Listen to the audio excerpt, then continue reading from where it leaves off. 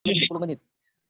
Ya, saya mohon host ketika saya berbicara, mohon semua peserta di-mute-kan. Begitupun nanti ketika narasumber kita memberikan materi, mohon di-mute-kan seluruh peserta, partisipan, supaya kita hanya fokus mendengarkan materi dari narasumber kita.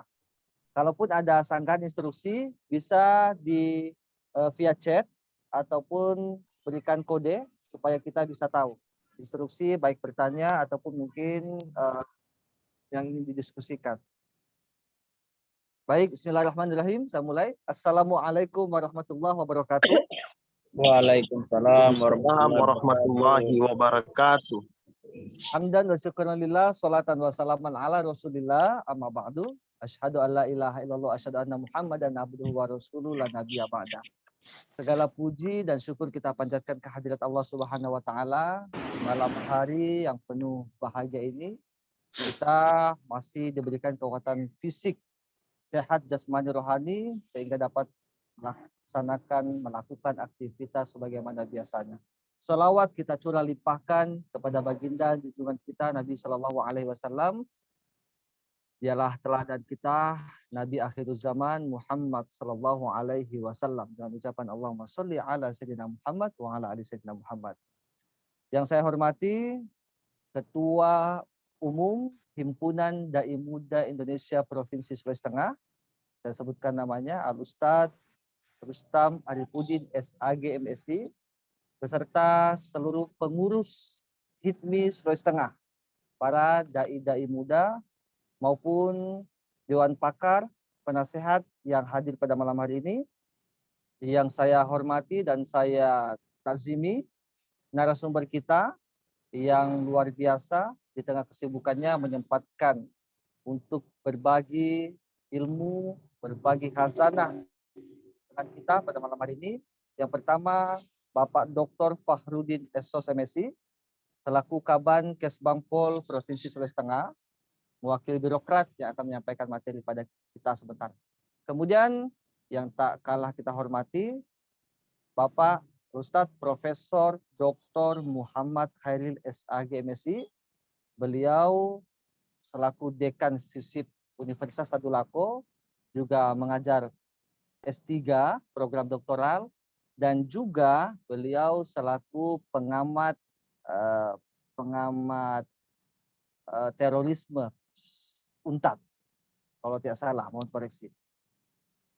Demikian alhamdulillah, segala puji hanya bagi Allah. Teman-teman peserta, mahasiswa, akademisi S1, S3 maupun seluruh partisipan yang hadir, sama-sama kita dirahmati Allah Subhanahu wa taala. Kita mulai acara webinar dengan kita mengambil tema yang menarik, menabur nilai Pancasila dalam menangkal radikalisme. Namun saya ingin mengawali webinar kali ini dengan sama-sama kita mendengarkan sepatah dua kata sambutan dari Ketua Umum HIPMI Provinsi Sulawesi Tengah. Al-Mukarram, Al-Ustadz Rustam Arifudin, falyatafadhal mashkur. Baik, terima kasih. Assalamualaikum warahmatullahi wabarakatuh. Waalaikumsalam warahmatullahi wabarakatuh. Alhamdulillah, amma ba'd. Asyhadu an la ilaha illallah wa asyhadu anna Muhammadar Rasulullah. Allahumma shalli wa sallim ala sayyidina Muhammad wa ala alihi sayyidina Muhammad. Yang kami hormati para dewan pakar, dewan kehormatan, penasehat atau pembina Himpunan Dai Muda Sulawesi Tengah, mudah-mudahan beliau ini termasuk yang ada di Jakarta, mudah-mudahan beliau memantau dan ikut dalam zone HIPMI malam ini. Yang saya hormati kedua narasumber, yang pertama dari Kepala Badan Kesbangpol Provinsi Sulawesi Tengah, Bapak Dr. Fahrudin Deyambas Esos MSI. Assalamualaikum Pak Dokter. Yang kami hormati dari narasumber Dekan FISIP UNTAD, Bapak Profesor Dr. Muhammad Khairil SAG MSI. Assalamualaikum Pak Prof. Yang saya hormati seluruh pengurus Himpunan Dai Muda Sulawesi Tengah, baik yang ikut malam ini ataupun yang mungkin tidak ikut. Insya Allah mudah-mudahan Allah berikan kekuatan dan kesehatan, insya Allah. Saya hormati para pimpinan Majelis Zikir. Kemudian saya lihat ada Ketua BMK, Pak Ustadz Afdal. Kemudian ada dari Kesbampol, bidang kewaspadaan, Ibu Surya. Kemudian mudah-mudahan tadi ada informasi bahwa Himpunan Dai Muda Toli-Toli akan ikut malam ini. Dan insya Allah juga BKPRMI Kabupaten Toli-Toli, Pak Nurmansyah juga akan ikut. Saya lihat mudah-mudahan malam ini sudah masuk dan bergabung Zoom HITMI Sulawesi Tengah. Saya hormati termasuk mahasiswa dari FISIP Untat yang ikut bergabung. Saya lihat ada koordinatornya Pak Dr. Sudirman. Ya, insya Allah ada tambahan atau wawasan bangsaan malam ini insya Allah akan diberikan langsung oleh kedua narasumber kita yang memang menguasai dua ilmu ini. Yang saya hormati juga para guru-guru dan pengajar yang ikut join pada malam ini. Alhamdulillah dengan izin Allah Subhanahu wa taala setelah kita melewati beberapa tahap yang mungkin tidak bisa kita kumpul-kumpul atau dalam artian kita atur jarak, dan insya Allah mudah-mudahan dalam informasi Satgas Provinsi Sulawesi Tengah, Kabupaten Kota bahwa kita sudah mulai aman dan kita sudah masuk pada level 2. Artinya insya Allah kita akan melakukan kegiatan-kegiatan yang mungkin sudah dilaksanakan dengan tatap muka. Untuk malam ini kita awal dulu untuk Zoom meeting, mudah-mudahan hilang ke awal, dan insya Allah ada waktu kita akan tetap langsung kepada seluruh narasumber dan pengurus Himpunan Dai Muda Sulawesi Tengah. Harapan saya, insya Allah saya persingkat saja, bahwa Himpunan Dai Muda Sulawesi Tengah ini adalah mitra pemerintah daerah. Jadi program atau visi misi pemerintah daerah Sulawesi Tengah kita akan kawal dengan bahasa agama, dan kalau perlu kita akan terjun langsung untuk memberikan pencerahan kepada seluruh masyarakat Sulawesi Tengah bahwa untuk menyelesaikan dan menyukseskan visi misi pemerintah daerah Sulawesi Tengah harus ada keterlibatan langsung dari seluruh lini sektor, termasuk dari Ormas Himpunan Dai Muda Sulawesi Tengah yang alhamdulillah Himpunan Dai Muda Sulawesi Tengah sudah mendapatkan izin di pemerintah atau surat keterangan terdaftar yang dikeluarkan oleh Kesbampol yang langsung oleh Kementerian Dalam Negeri Republik Indonesia. Artinya insya Allah kita akan terus mengawal visi misi pemerintah daerah Sulawesi Tengah dengan menggunakan bahasa agama. Mudah-mudahan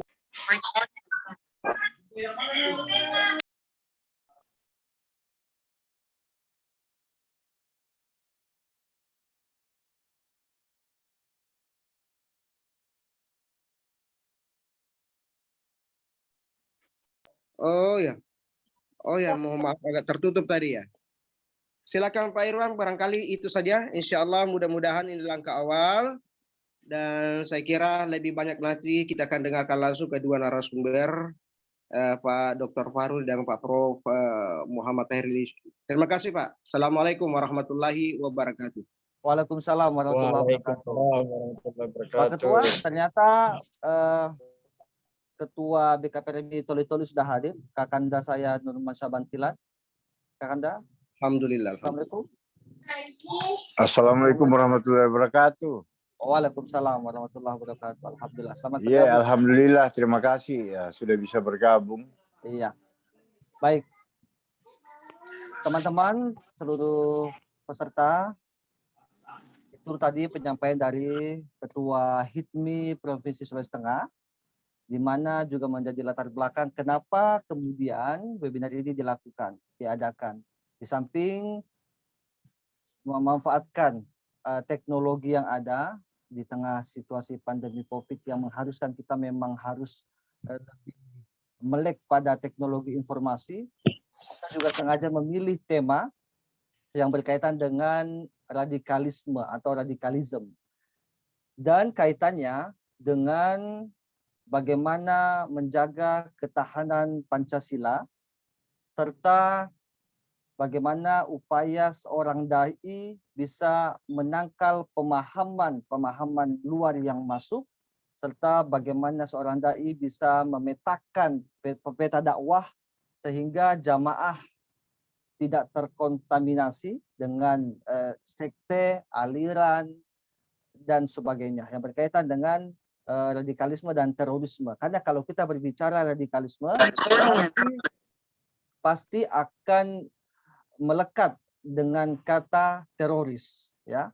Radikalisme maupun teroris menjadi wacana yang terus berkembang, menjadi diskusi yang sangat menarik baik di kalangan akademisi, baik di birokrat, maupun menjadi bahan penelitian sebagaimana pernah saya tulis dalam short singkat saya di Facebook, bahwa inilah diskursus yang harus kita pahami sebab radikalisme sangat bertentangan dengan tujuan utama Pancasila, di mana sila pertama ketuhanan yang Maha Esa sangat mengecam kekerasan, ya, kata perlu digarisbawahi, kekerasan ketika kita ingin melakukan sesuatu yang sesuai dengan kehendak kita, agama ataupun sila pertama Pancasila, itulah yang ditentang daripada radikalisme.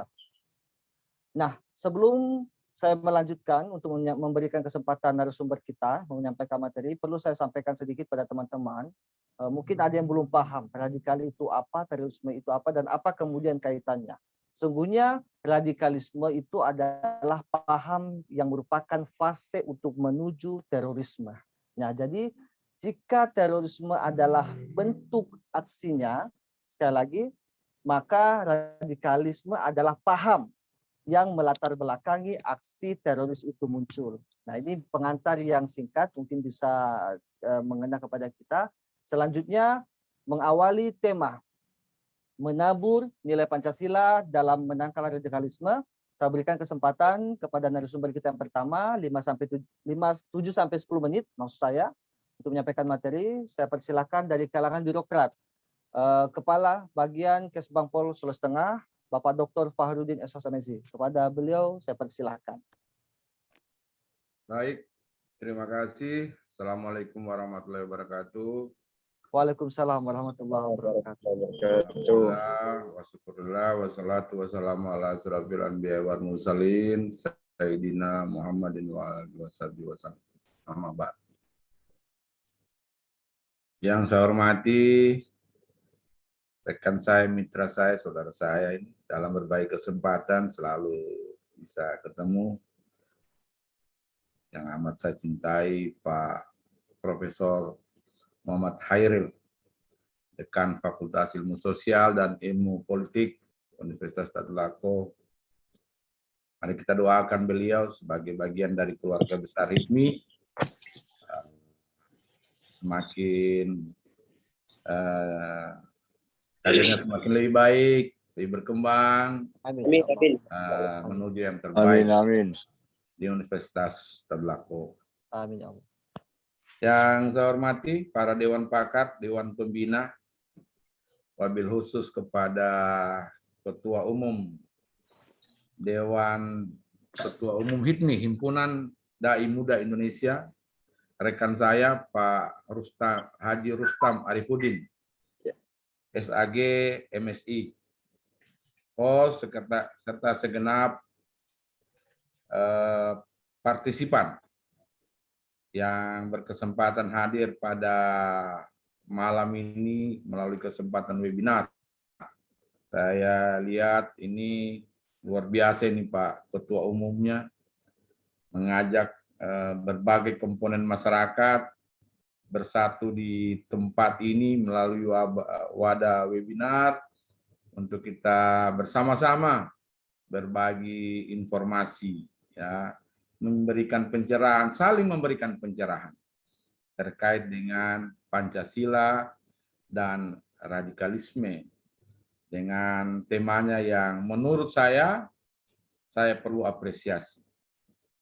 Menabur nilai Pancasila dalam rangka menangkal radikalisme.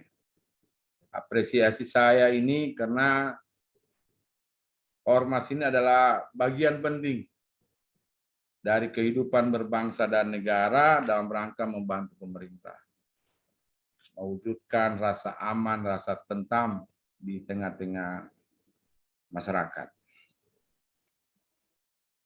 Hadirin yang saya hormati, berbicara tentang Pancasila, ini sebuah anugerah dari Yang Maha Kuasa kepada para pemimpin bangsa pada saatnya, pada waktu itu, pada zaman perjuangan meraih kemerdekaan hingga 17 Agustus 1945, di mana rumusan Pancasila ini adalah komitmen para pemimpin bangsa, para pendiri bangsa, untuk kita bisa hidup berdampingan dalam perbedaan, untuk bisa hidup bersama dalam berbagai ragam dan kemajemukan. Pancasila adalah dasar kita bernegara, merupakan ideologi yang digali dari bumi Nusantara ini. Jadi Pancasila ini adalah nilai-nilai luhur bangsa, kearifan lokal, semangat keragaman yang memang berbeda dengan agama.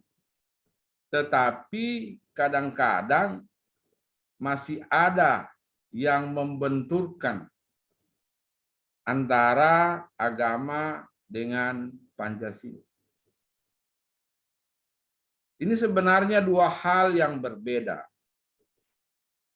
Kenapa saya katakan berbeda? Karena satu ini ciptaan yang maha kuasa, satu ciptaan manusia. Dirumuskan, digali dari nilai-nilai luhur bangsa Pancasila ini untuk mengayomi kita dalam berbagai ragam perbedaan, berbagai ragam budaya dan kemajemukan, termasuk berbagai keragaman beragama. Jadi Pancasila ini tidak pernah bermetamorfosa untuk menjadi agama. Tetapi bagaimana kehidupan beragama ini bisa hidup di tanah air, di bumi Nusantara ini dengan dijiwai oleh semangat Pancasila. Artinya negara berdasarkan atas ketuhanan yang Maha Esa. Ini yang patut kita apresiasi, yang kadang-kadang orang tidak pahami. Baik Pancasila maupun Undang-Undang Dasar 1945 mengakomodir berbagai hak-hak masyarakat, hak-hak warga negara. Ini yang kadang-kadang orang tidak pahami dan tidak mengerti. Undang-Undang Dasar 1945 yang terdiri dari 37 pasal, 16 bab, 4 aturan peralihan, dan 2 ayat tambahan, itu sedikitnya mengatur 14 hak-hak warga negara. 14 hak-hak warga negara yang termuat di dalam konstitusi tertinggi di negara ini. Artinya kalau hak-hak warga negara ini termuat di dalam konstitusi negara, maka negara berkewajiban untuk memenuhi hak-hak warga negara tersebut. Apa di antara hak-hak tersebut? Hak untuk memeluk agama atau hak kebebasan beragama. Hak untuk mendapatkan pendidikan. Hak untuk mendapatkan pekerjaan. Banyak sekali hak-hak ini. Makanya hak-hak ini wajib ditunaikan oleh negara melalui pemerintah, karena ini adalah amanah pendiri bangsa yang harus kita lanjutkan. Dalam hal ini, mengisi dalam hal ini adalah melaksanakan hak-hak yang menjadi hak warga negara. Ini yang kadang-kadang orang tidak paham. Tetapi tidak sedikit bagian dari komponen anak bangsa ini mencoba melihatnya lain, membenturkan dengan agama, yang akhirnya menjadikan penetrasi terhadap Pancasila. Ini yang terjadi. Tetapi kalau kita pahami betul ini Pancasila dan pembukaan Undang-Undang Dasar 45, inilah ideologi yang terbaik, konstitusi yang terbaik yang ada di tanah air ini, karena mengayomi berbagai ragam dan memenuhi seluruh hak-hak hidup masyarakat. Ini yang kadang-kadang tidak dipahami. Yang akhirnya membenturkan dengan agama, melahirkan radikalisme. Salah satunya. Tadi sudah dijelaskan apa itu radikalisme. Sebenarnya kalau kita memahami radikalisme ini, ada dalam bentuk soft, ada dalam bentuk hard. Semua terorisme, ini radikalisme jenisnya banyak. Ada radikalisme pemikiran. Ini kalau Pak Prof ini dia kuasai betul ini. Sangat enak kalau dia mengupas ini. Iya. Artinya gagasan-gagasannya ini yang selalu tidak sesuai dengan Pancasila. Dia menerbitkan buku sehingga merebutkan pihak negara menarik bukunya. Ini kalau dibaca oleh masyarakat. Kemudian ada namanya radikalisme separatisme. Ingin memisahkan diri dari negara kesatuan Republik Indonesia. Tidak bisa. Sudah final ini NKRI. Dari Sabang sampai Merauke, dari Talaut sampai Pulau Rote. Sudah final. Nah itu yang perlu dipahami oleh kita semua. Ada lagi radikalisme, premanisme. Ada yang namanya yang terakhir tadi disebutkan. Terorisme. Namanya radikalisme terorisme. Mengusung ideologi agama dengan cara kekerasan. Nah, ini perlu saya sampaikan kepada kita semua agar supaya para partisipan mungkin nanti bisa kita berdiskusi lebih lanjut bahwa saat ini tidak sedikit kita tanpa sadar ikut menjadi bagian daripada membantu terorisme. Kenapa saya katakan demikian? Karena ada beberapa ormas-ormas yang berafiliasi dengan terorisme, saya tidak perlu sebutkan. Ya. Berafiliasi dengan terorisme sehingga terkumpul donasi. Setelah dicek, banyak betul ini jumlah dana ini mereka dapatkan dari masyarakat. Walaupun mungkin kita ada niat sebagai bentuk pahala kita, keikhlasan kita untuk saudara kita yang tidak mampu, tetapi digunakan untuk melakukan gerakan-gerakan yang bisa mengganggu ideologi negara kita. Apalagi Pancasila hidup berdampingan dengan ideologi-ideologi lain. Sosialisme, kapitalisme, bahkan ada ideologi agama di sini. Sebenarnya cukup terakomodir ini upaya untuk membumikan Pancasila. Sekali lagi saya apresiasi ini HIPMI untuk membumikan Pancasila melalui webinar ini. Kenapa saya katakan demikian? Banyak informasi tentang Pancasila ini di dunia media sosial, di dunia maya, Facebook dan sebagainya, di YouTube dan di Google dan sebagainya, tetapi hanya jadi etalase. Ya, hanya dilihat-lihat begitu di dinding-dinding saja, tidak pernah dibuka, dicari tahu seperti apa. Lebih senang melihat ideologi orang lain. yang bukan tidak sesuai dengan kultur kita. Ini yang jadi persoalan. Bagaimana mungkin bisa hidup ideologi yang bukan milik kita, yang bukan kultur kita, yang bukan karakter kita? Ya, 270 juta penduduk Indonesia.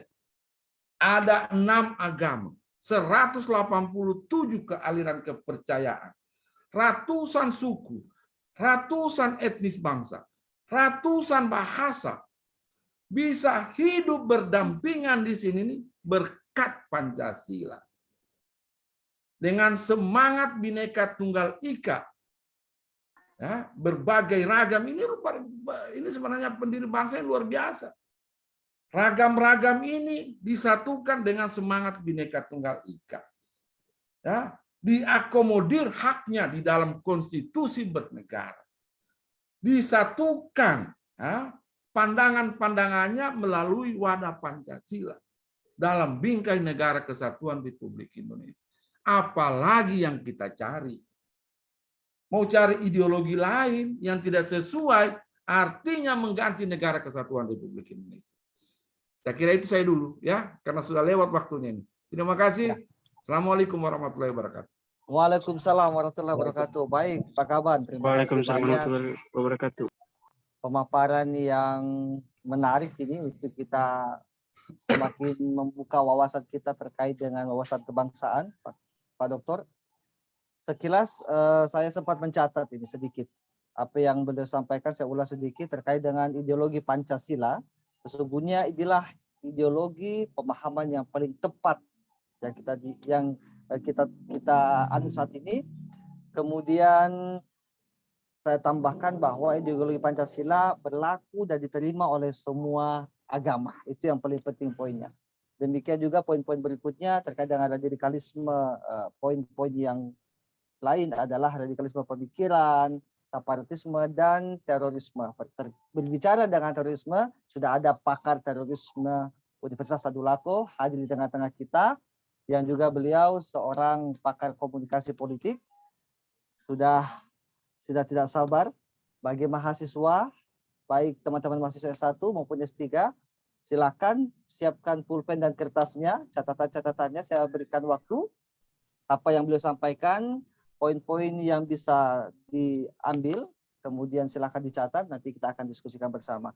Kita persilakan Pak Prof terkait dengan mungkin radikalisme secara luas, Pak Prof. Apakah berkaitan dengan spesifik yaitu terorisme, di mana kita lihat terorisme ini terus marak ini, bukan hanya di luar negeri maupun di Indonesia, dan biangnya ini agama yang selalu dikaitkan yaitu Islam. Terorisme Islam, Islam teroris, padahal bukan hanya Islam. Saya tahu dan percaya itu. Kemudian sekali lagi saya informasikan bahwa kita semua sepakat bahwa baik radikalisme maupun terorisme sangat bertentangan dengan tujuan utama daripada Pancasila.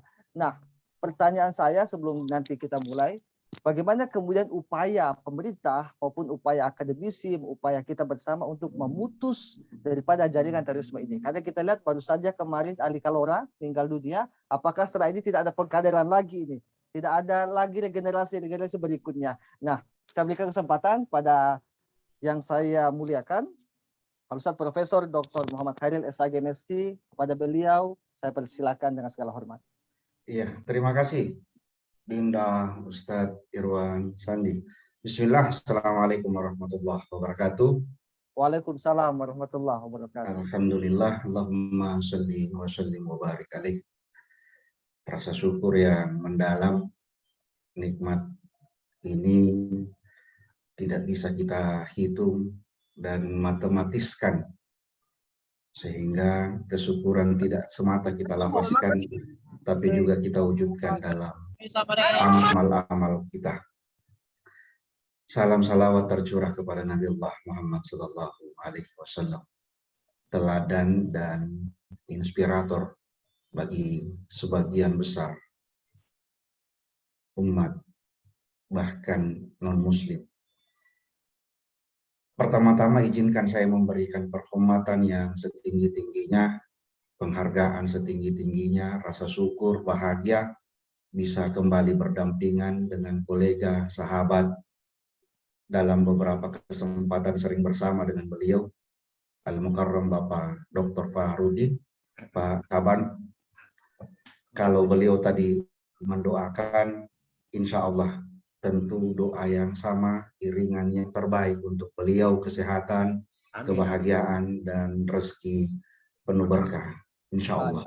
Allahumma amin ya rabbal alamin. Juga yang kedua, kepada Ketua Umum HIPMI, Bapak Ustadz Rustam, beliau ini begitu banyak membimbing saya. Sejak awal saya masuk ke Palu di 2004-2005, dan begitu banyak saya belajar dari beliau. Jazakumullah khair Ustaz. Terima kasih. Insyaallah, Allah Akbar. Ya, dan bagian dari itu hampir tidak ada permintaan beliau yang berani saya tolak. Termasuk pada malam hari ini, begitu beliau bilang, mohon kesediaan, saya bilang tidak ada kata tidak untuk Ustaz. Saya insya Allah siapkan waktu. Mantap. Terima kasih Ustaz. Juga seluruh pengurus HIPMI, teman-teman semua, dan juga mohon maaf sekiranya saya tidak bisa menyebutkan semua, tapi yang hadir di sini sungguh ilmuwan, orang-orang yang dalam, khususnya pemahaman agama, sehingga saya betul-betul harus lebih berhati-hati menyampaikan apa yang menjadi materi saya. Khawatirnya saya justru menggarami laut. Yang saya sampaikan ini sebenarnya adalah ilmu yang ustadz-ustadz sekalian sudah dalami. Sehingga mohon izin, saya mohon arahan sekiranya dalam penyampaian ini ada hal yang mungkin saja kurang berkenan, bahkan perlu diluruskan. Juga Bapak Ibu sekalian, ada beberapa kolega yang saya sempat lihat hadir, Ketua Komdis yang juga bagian dari pengurus HIPMI, Kakanda Dr. Sudirman Kauja, juga hadir kolega yang lain, ada Wakil Dekan Bidang Kemahasiswaan FKM, Dinda Herman, yang juga mahasiswa S3 saat ini, dan juga adik-adik semua, adik-adik mahasiswa, terima kasih untuk seluruh kehadirannya. Saya mohon izin Ustadz Irwan, sekiranya lewat dari waktu, saya siap ditegur. Lanjut Pak Prof. Yang kedua, saya mohon izin di co-host untuk saya bisa share. Saya tidak bisa sehebat Pak Farudin tanpa naskah begitu. Saya harus menggunakan slide. Mohon izin kalau boleh saya bisa men-share materi. Lebih bagus lagi Pak Prof. Ya, supaya kita bisa catat juga nih Pak Prof materinya. Saya sudah siap pulpen sama kertas ini. Tapi sepertinya hostnya belum memberikan co-host mungkin akses untuk saya bisa presentasikan. Tolong admin bisa dijadikan Pak Prof. Sudah, baik. Alhamdulillah. Sudah, Prof. Sudah, alhamdulillah.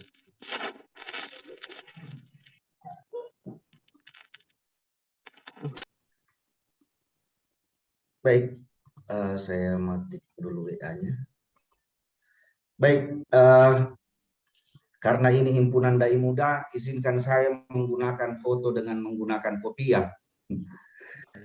Bapak Ibu sekalian, saya menyebutnya menabur nilai Pancasila, menangkal radikalisme, Pancasila riwayatmu kini.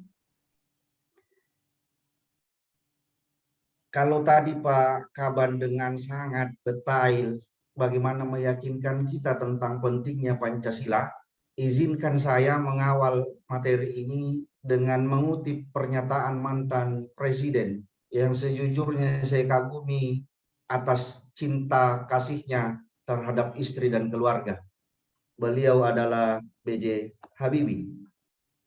Izin saya membacanya. Sejak reformasi 98, Pancasila seolah-olah tenggelam dalam pusaran sejarah masa lalu yang tak lagi relevan untuk disertakan dalam dialektika reformasi. Maaf, lewat tadi. Pancasila seolah hilang dari memori kolektif bangsa. Pancasila semakin jarang diucapkan, dikutip, dan dibahas baik dalam konteks kehidupan ketatanegaraan, kebangsaan, maupun kemasyarakatan. Pancasila seperti tersandar di sebuah lorong sunyi, justru di tengah denyut kehidupan bangsa Indonesia yang semakin hiruk pikuk dengan demokrasi dan kebebasan berpolitik. Bahasa almarhum menurut saya sangat inspiratif. Sehingga tahun lalu saya menulis satu artikel tentang menyuarakan nilai Pancasila yang dimuat di Radar Sultan. Sebenarnya tahun ini saya pun ingin menulis tentang Pancasila riwayat Mukini. Namun saya tak lewat 1 Oktober itu, sehingga tulisan itu kemudian saya coba tetap olah untuk berikutnya. Dalam tulisan itu saya menulis begini. Namun seiring waktu, kini nilai itu berubah. Kini seolah Pancasila itu memudar dan berganti nilai baru seiring kebebasan informasi, teknologi, dan ruang interaksi dunia maya yang seolah tanpa batas. Di tulisan itu juga izinkan saya menaruh komitmen kita bersama bahwa Garuda akan selalu ada di dadaku, di dadamu, dan di dada kita semua. Saya mempercepat sedikit. Ini agak panjang sehingga saya izin melewatinya. Yang saya ironis, saya pernah menemukan ini di media sosial. Semoga orang-orangnya sudah tertangkap. Sebuah ironi yang ia kemudian pasang di salah satu media sosial, lalu kemudian dia menyebutnya sebagai Pancagila. Saya izin nanti kita refleksikan ini bahasa. 1, keuangan yang maha kuasa. 2, korupsi yang adil dan merata. 3, persatuan mafia hukum Indonesia. 4, kekuasaan yang dipimpin oleh nafsu kebejatan dalam persekongkolan dan kepura-puraan. 5, kenyamanan sosial bagi seluruh keluarga pejabat dan wakil rakyat. Ini sebuah refleksi evaluasi yang sungguh besar betapa berani orang kemudian sekarang dengan kebebasan demokrasi, kebebasan berbicara, memasang semua seenaknya. Walaupun memang apa yang tercantum di sini mungkin saja ada bernilai kebenaran di beberapa sisinya terkait dengan fakta yang kita hadapi saat ini. Saya lanjut. Bapak Ibu sekalian, benar, pembenaran, dan merasa benar.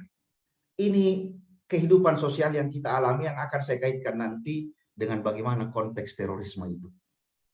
Benar itu mutlak darinya, dari Tuhan, tidak untuk saling dipertentangkan.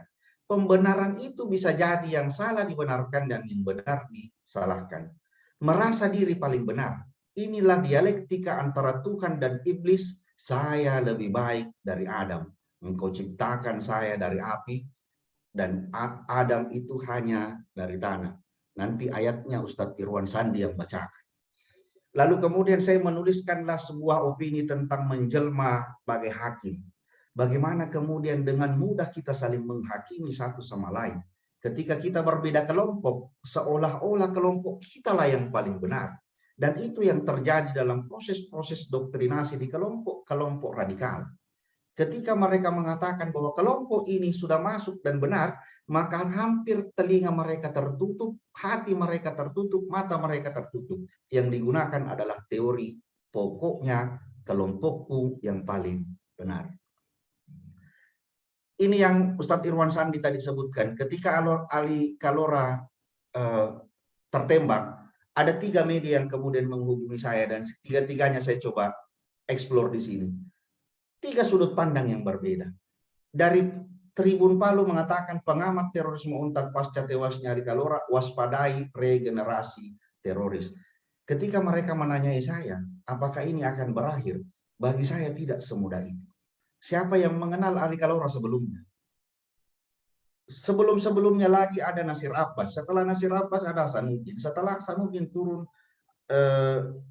Santoso dan seterusnya. Lalu kemudian proses regenerasinya apakah berakhir? Saya belum yakin. karena doktrin itu tidak mudah untuk keluar dari komunitas dan kelompok mereka. Begitu juga Sultan News dan BBC News. Penjelasannya akan panjang. Nanti kita diskusikan. Yang ironis, Bapak, Ibu, Saudara sekalian, saya juga mohon maaf harus mengungkapkan ini di luar dari fakta tentang Ali Kalora. Tentang membangun kepercayaan. Kepercayaan khususnya kita di orang-orang yang melayani masyarakat itu seperti kertas putih, Pak. Satu titik hitam, luar biasa kita jadikan itu celah.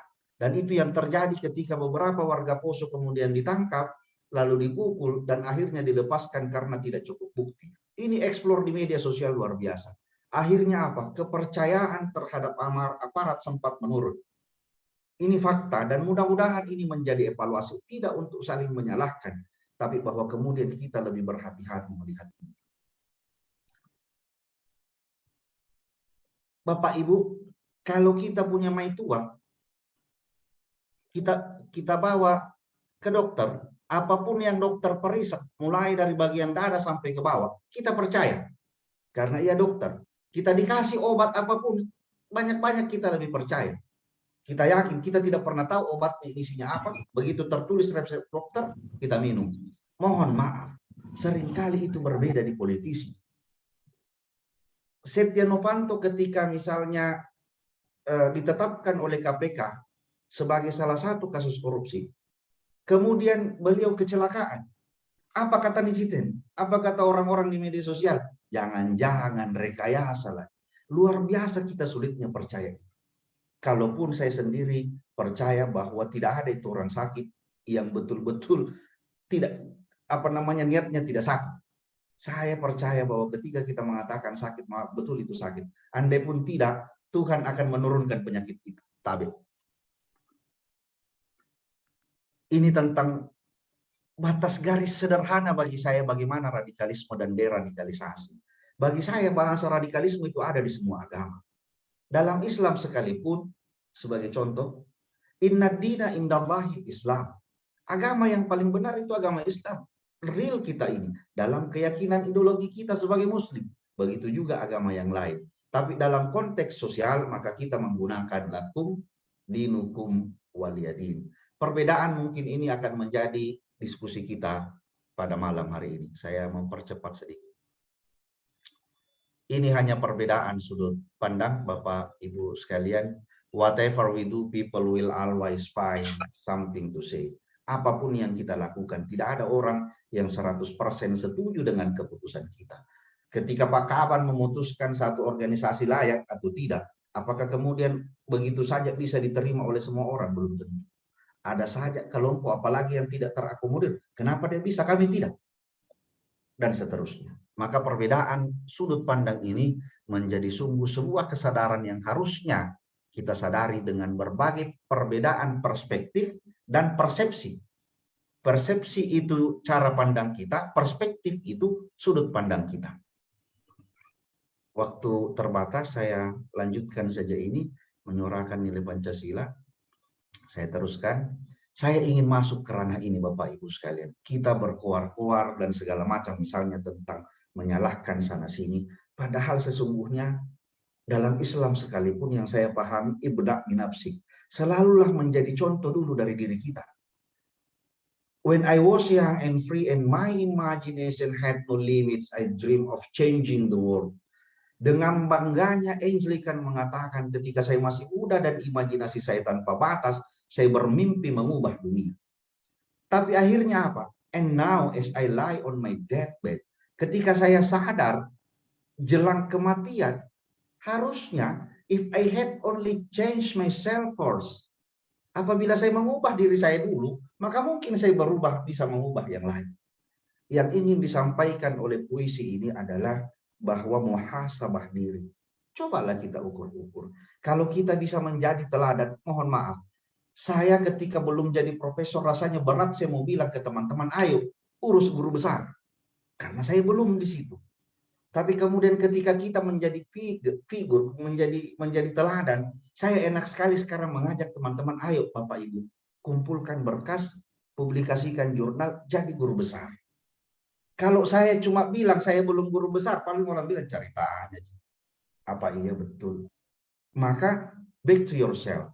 Kembali pertama ke diri kita. Dua dari slide terakhir. Ini bahasa dakwah karena ini himpunan dai muda dan banyak-banyak kita di ranah dakwah.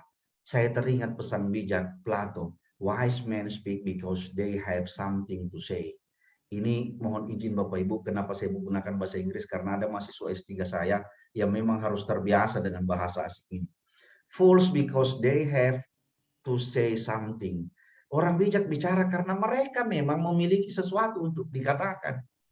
Mohon maaf, orang yang tidak bijak, orang yang terbatas pengetahuannya, di sini disebut sebagai fools, bodoh, bicara karena mereka harus mengatakan sesuatu. Sebagai bagian dari diskusi penutup, bagi saya, di balik dakwah kita, tetap menjaga tradisi diam itu penting. Jangan terlalu cepat kita berbicara sesuka-suka kita. Ini teori catur yang berlaku. Move in silent, only speak when it's time to say checkmate. Jangan terlalu mudah kita mengumbar, menyalahkan orang lain. Tapi alangkah bagusnya kalau kita sudah menjadi teladan, tanpa kita bicara sekalipun, kadang-kadang bahasa nonverbal tubuh kita sudah lebih dari cukup. Ini tulisan terbit juga di Radar Sultan. Ini yang dapat saya sampaikan, semoga cukup waktunya. Dan tentu sekali lagi Bapak Ibu, ini jauh dari kebenaran mutlak. Sungguh ini hanya menjadi diskusi kita pada malam hari ini. Saya mohon bimbingan dari para ustadz, sekiranya apa yang saya sampaikan ini ada hal yang kurang berkenan, dan tentu tidak ada manusia yang sempurna. Atas segala kekeliruan dan khilaf, saya mohon maaf. Saya kembalikan ke Ustadz Irwan Sandi. Terima kasih. Baik, terima kasih Pak Prof. Masya Allah, luar biasa Pak Prof. Saya saking fokus penyimak, saya berasa kuliah S3 nih Pak Prof. Alhamdulillah. Waktu saya berikan sebenarnya 7-10 menit, tapi saya juga ikut mengalir ini, menyimak. Siap. Terima kasih. Oh, sudah lewat berarti. Aduh, melanggar saya ini. Mohon maaf Bapak Ibu. Ya. Siap. Terima kasih. Inilah sama seperti kita ini, mungkin bagi teman-teman yang bergabung, sama seperti kita sedang kuliah saat ini. Kuliah S3 SKS ini langsung sama Pak Prof. Begitu menarik pemaparannya Pak Prof, saya sangat tertegun, dan apa yang beliau sampaikan rinci, padat, jelas dengan quotes-nya. Kalau saya cuma tahu life is never flat. Hal itu saya tahu. Atau don't judge people by the cover. Only that. Ya. Siap. Baik. Pak Prof tadi sampaikan bahwa Pak Prof lebih ke membahas masalah radikalisme atau radikalisme, ya, terkait dengan ada yang tadi Pak Prof sampaikan ayat, ya, yang menarik di dalam Al-Quran surah Al-Baqarah ayat 34. Saya suruh baca tadi dalam ayat tersebut, wa idh qulna lil malaikati isjudu li adama fasajadu illa iblis aba wastakbara wa kana minal kafirin. Dan tatkala ketika Allah memerintahkan malaikat untuk bersujud, semuanya bersujud kepada Adam illa iblis, kecuali iblis. Karena iblis kemudian enggan dan takabur, makanya iblis dikategorikan sebagai orang-orang kafir. Nah, terkait pula dengan media.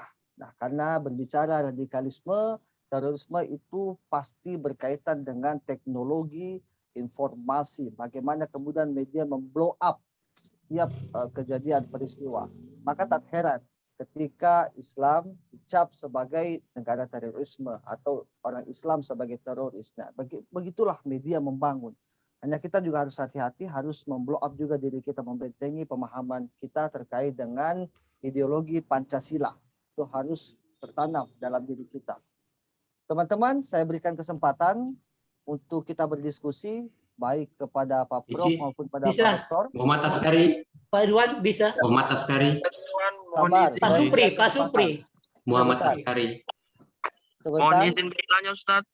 Iya, ini banyak peserta, bertambah terus. Hanya terbatas sampai 100 peserta, jadi karena belum berlangganan, makanya hanya dibatasi 100 peserta. Saya berikan kesempatan.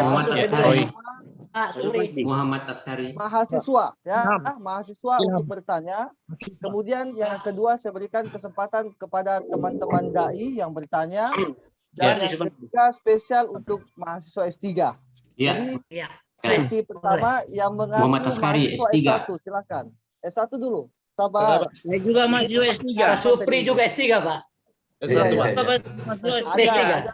Ada penjelasan berikutnya. Saya Saya berikan mahasiswa kesempatan. S3. Ini mahasiswa Pak S1. Pak Irwan, Pak Irwan. Ya.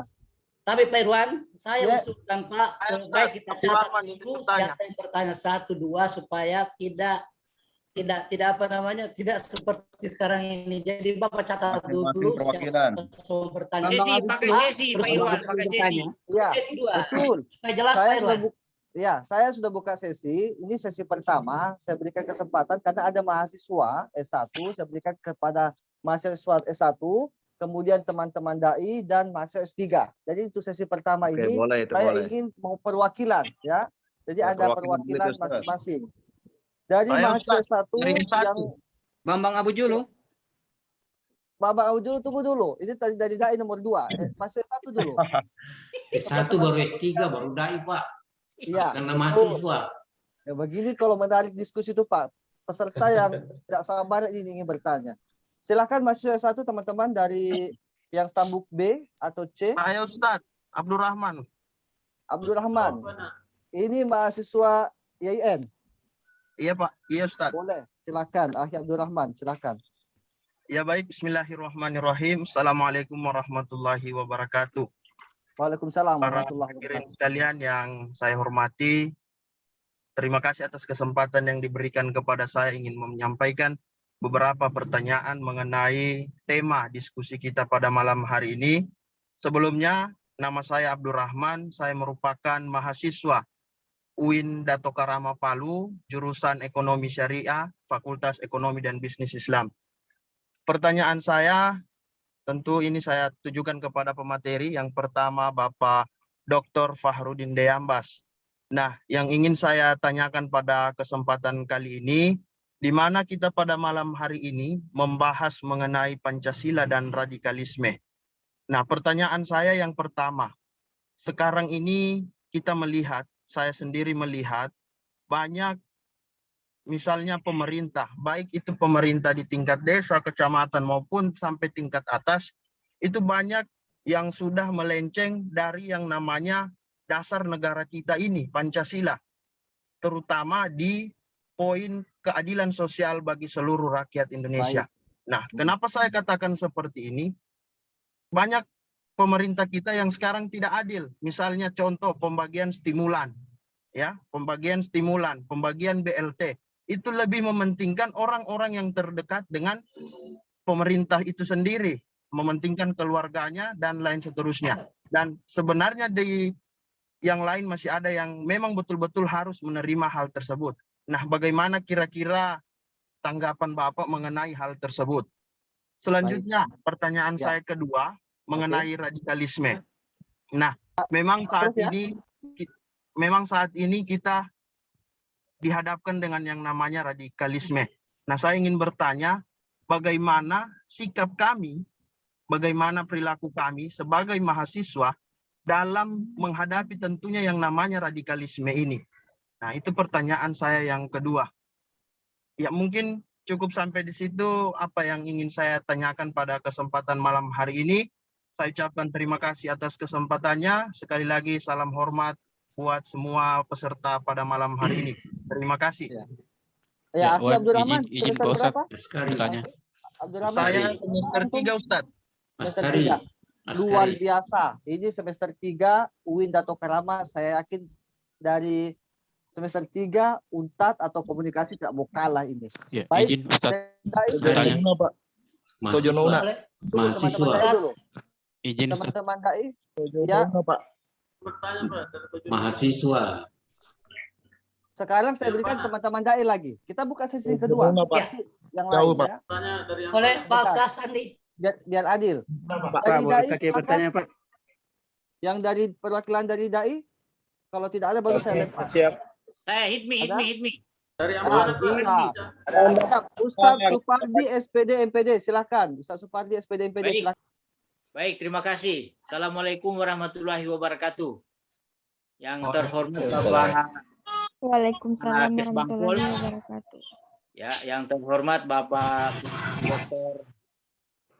Muhammad Khairil yang kami banggakan, kami cintai ya. Pertanyaan ini saya tidak akan tujukan ke satu pihak, tapi ini mungkin akan bisa diulas atau mungkin dikomentari lah kembali. Saya cuma berpikiran begini.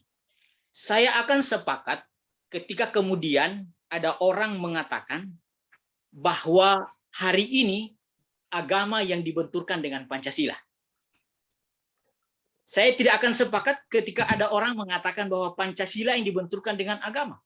Tapi yang terjadi hari ini adalah agama yang dibenturkan dengan Pancasila. Karena Pancasila sudah selesai. Sehingga kemudian ketika ada orang yang berpandangan bahwa agama yang dipertentangkan, dipersoalkan dengan Pancasila, maka kemudian ada tuduhan kepada kelompok, kepada agama tertentu hari ini.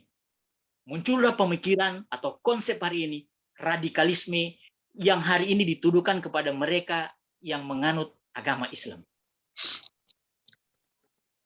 Padahal sesungguhnya ketika kemudian Islam itu masuk di Nusantara ini, sama sekali bukan lewat penjajahan, melainkan melewati interaksi muamalah yang begitu indah, yang begitu baik. Maka hari ini tidak logis kemudian bahwa ada orang yang menuduh Islam itu sebagai ancaman bagi negara kesatuan Republik Indonesia atau dia bertentangan dengan Pancasila.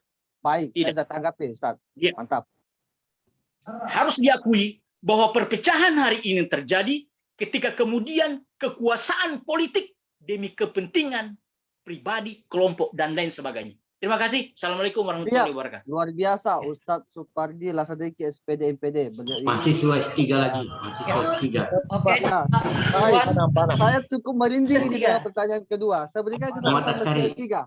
Ya, silakan. Muhammad Mas Askari. S3. Siapa? Muhammad Askari, ya. Ustaz, Assalamualaikum silakan, Pak Askari.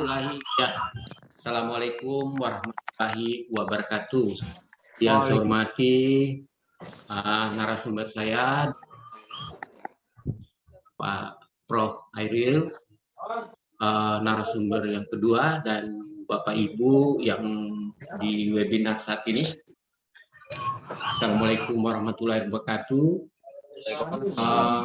Apa yang sudah disampaikan tadi dalam hal radikalisme dan teroris. Nah, kalau kita lihat dalam radikalisme itu memang suatu konsep ya, sangat final, sangat mudah, karena kosakata ini memiliki makna yang beragam dan tidak bisa kita lepaskan dari konteks waktu yang membuat maknanya selalu mengalami pergeseran. Itulah apa yang saya sampaikan, radikalisme. Nah, kalau kita berpikir secara radikalis ini dalam kegiatan filsafat, sama artinya dengan berpikir secara kritis, ya, untuk membongkar ketidakberesan sosial dan mendominasi yang bersifat merugikan. Itu konsep memang radikalisme. Nah, dalam konteks Indonesia, kalau kita lihat aksi-aksi teror pada umumnya ditujukan pada umat Islam.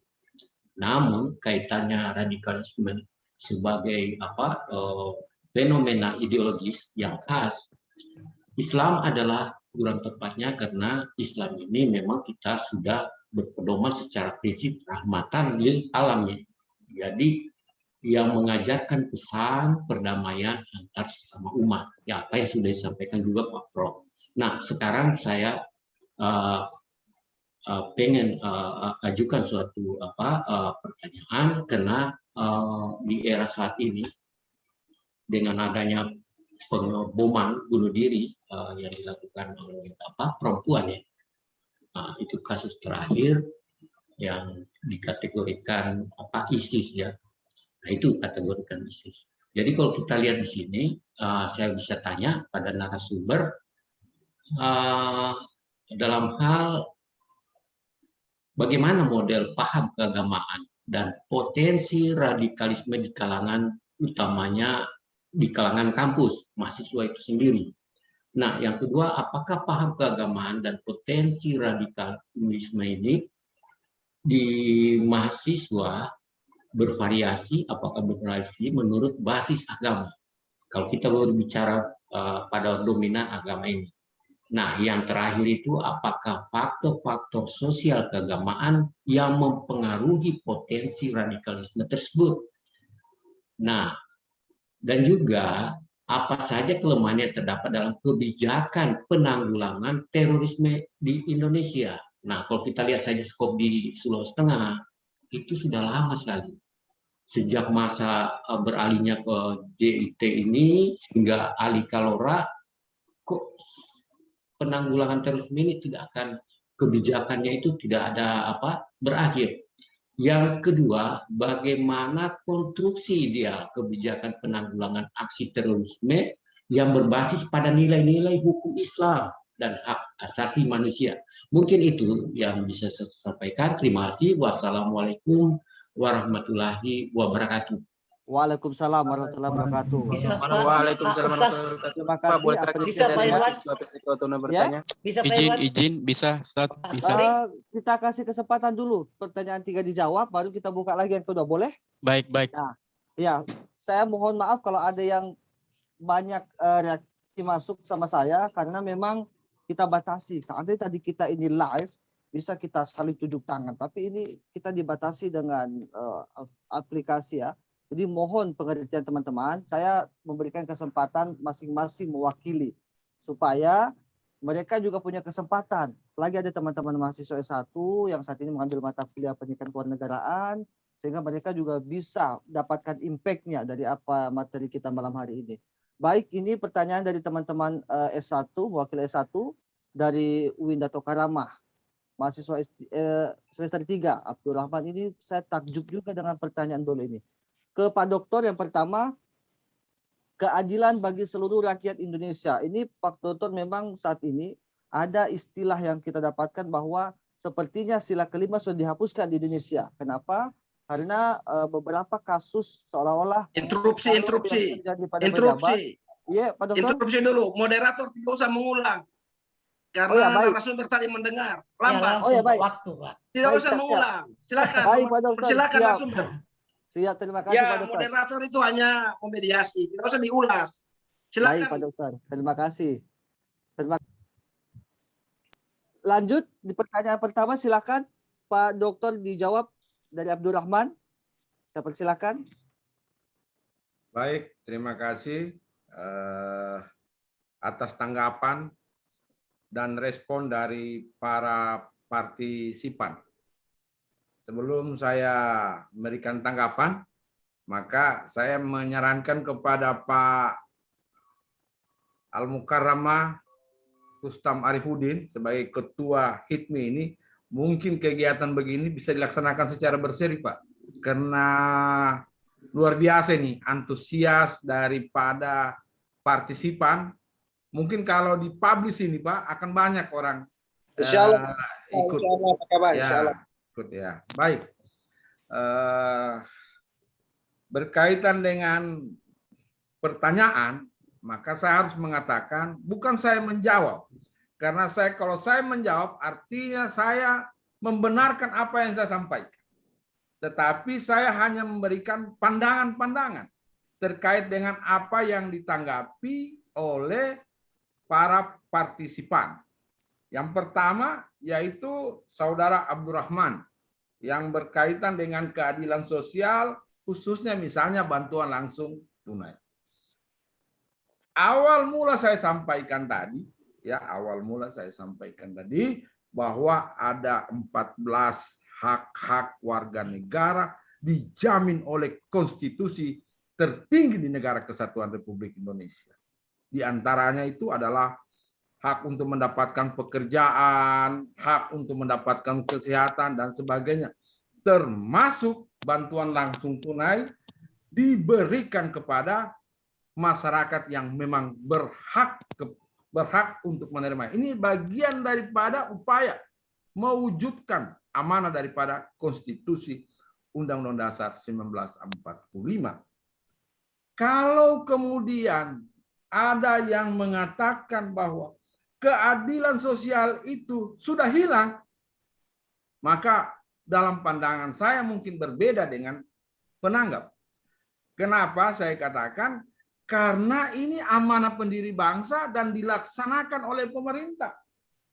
Kemudian terjadi penyimpangan. Kalau mau bilang penyimpangan di masa pandemik ini, sedangkan pandemik saja dana-dana pandemik masih ada yang disalahgunakan. Ya, penyelenggara negara banyak yang menyalahgunakan kewenangannya. Bukan berarti bahwa negara melalui pemerintah memainkan perannya untuk menghilangkan keadilan sosial. Saya tidak berpandangan demikian. Tetapi negara membuat regulasi sedemikian rupa dengan sebaik-baik, tetapi ada oknum-oknum yang tidak bertanggung jawab dan menyalahgunakan wewenang yang dia gunakan sehingga terjadilah penyimpangan. Bagaimana Ibu Risma, Menteri Sosial, harus teriak-teriak. Kenapa? Karena bantuan sosial itu tidak sampai kepada orang yang berhak, yang berwenang, walaupun sudah ada regulasinya, walaupun sudah dijaga ketat. Tetapi kalau memang sejak awal memiliki niat yang tidak baik, maka terjadilah penyimpangan tersebut. Ini kira-kira yang bisa saya tanggapi kepada Pak Abdurrahman. Jadi bukan pemerintah, pemerintah daerah, pemerintah desa, dan sebagainya. Kalau menurut saya adalah oknum yang menyalahgunakan kekuasaan dan kewenangannya. BLT hanya salah satu bagian terkecil dari penyimpangan yang dilakukan oleh aparat penyelenggara negara di dalam melaksanakan tugasnya, memenuhi hajat hidup orang banyak, memenuhi kebutuhan masyarakat, termasuk bantuan langsung tunai tersebut. Ini kira-kira penyampaian saya. Kemudian penanggap kedua yang berkaitan dengan radikalisme dan agama. Awal mula saya sampaikan tadi ada beberapa tipologi daripada radikalisme. Bukan cuma persoalan agama. Itulah saya bilang radikalisme pemikiran. Radikalisme separatisme. Orang yang ingin memisahkan diri dari Negara Kesatuan Republik Indonesia adalah juga masuk kategori radikalisme, tapi sebutannya adalah radikalisme separatisme. Kira-kira demikian. Nah, yang berkaitan dengan agama, inilah yang kemudian dalam pemahaman saya disebut dengan radikalisme terorisme yang mengusung ideologi agama dengan melakukan tindakan kekerasan. Ini yang perlu kita pahami bersama-sama. Inti daripada radikalisme itu kalau menurut pemahaman saya adalah intoleran. Apa itu intoleran? Saya kira semua kita bahas. Adalah tidak mau menerima perbedaan. Tidak mau mendengarkan pendapat orang lain. Hanya maunya dia yang benar. Hanya dia yang mengatakan bahwa dia yang benar. Ini yang disebut dengan intoleran. Akibatnya apa? Timbul konflik. Konflik bisa jadi antar masyarakat dengan pemerintah, dan berbagai hal. Nah, ini yang perlu saya sampaikan kepada kita semua. Mungkin dalam pandangan saya demikian. Saya minta maaf sebelumnya. Jangan nanti beranggapan jawaban saya ini benar. Tapi inilah pandangan saya. Karena itu sekali lagi saya ulangi, bukan saya menjawab, tapi memberikan respon saja.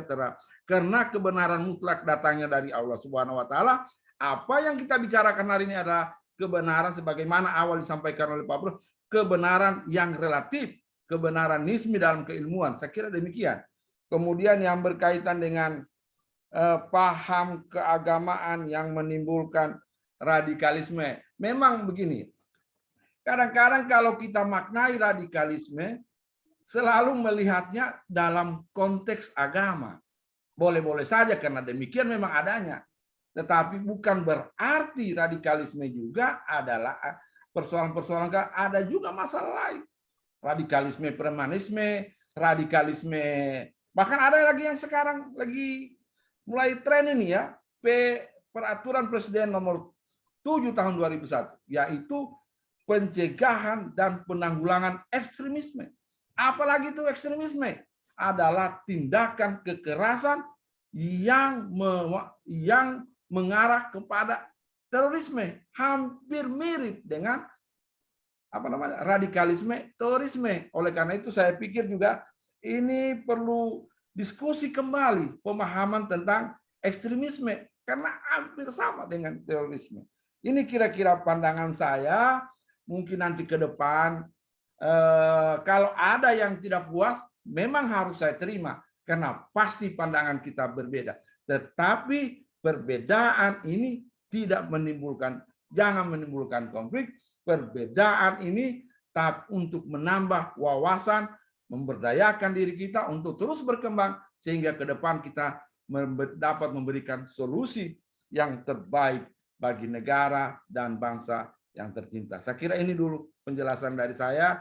Mungkin pendalaman akan lebih enak kita mendengar bahasa yang sangat santun dari yang amat terpelajar Pak Profesor Muhammad Hairil. Saya kira demikian. Terima kasih. Assalamualaikum warahmatullahi wabarakatuh. Waalaikumsalam warahmatullahi wabarakatuh. Bisa saya jelaskan sedikit, satu saja, satu detik, 2 detik.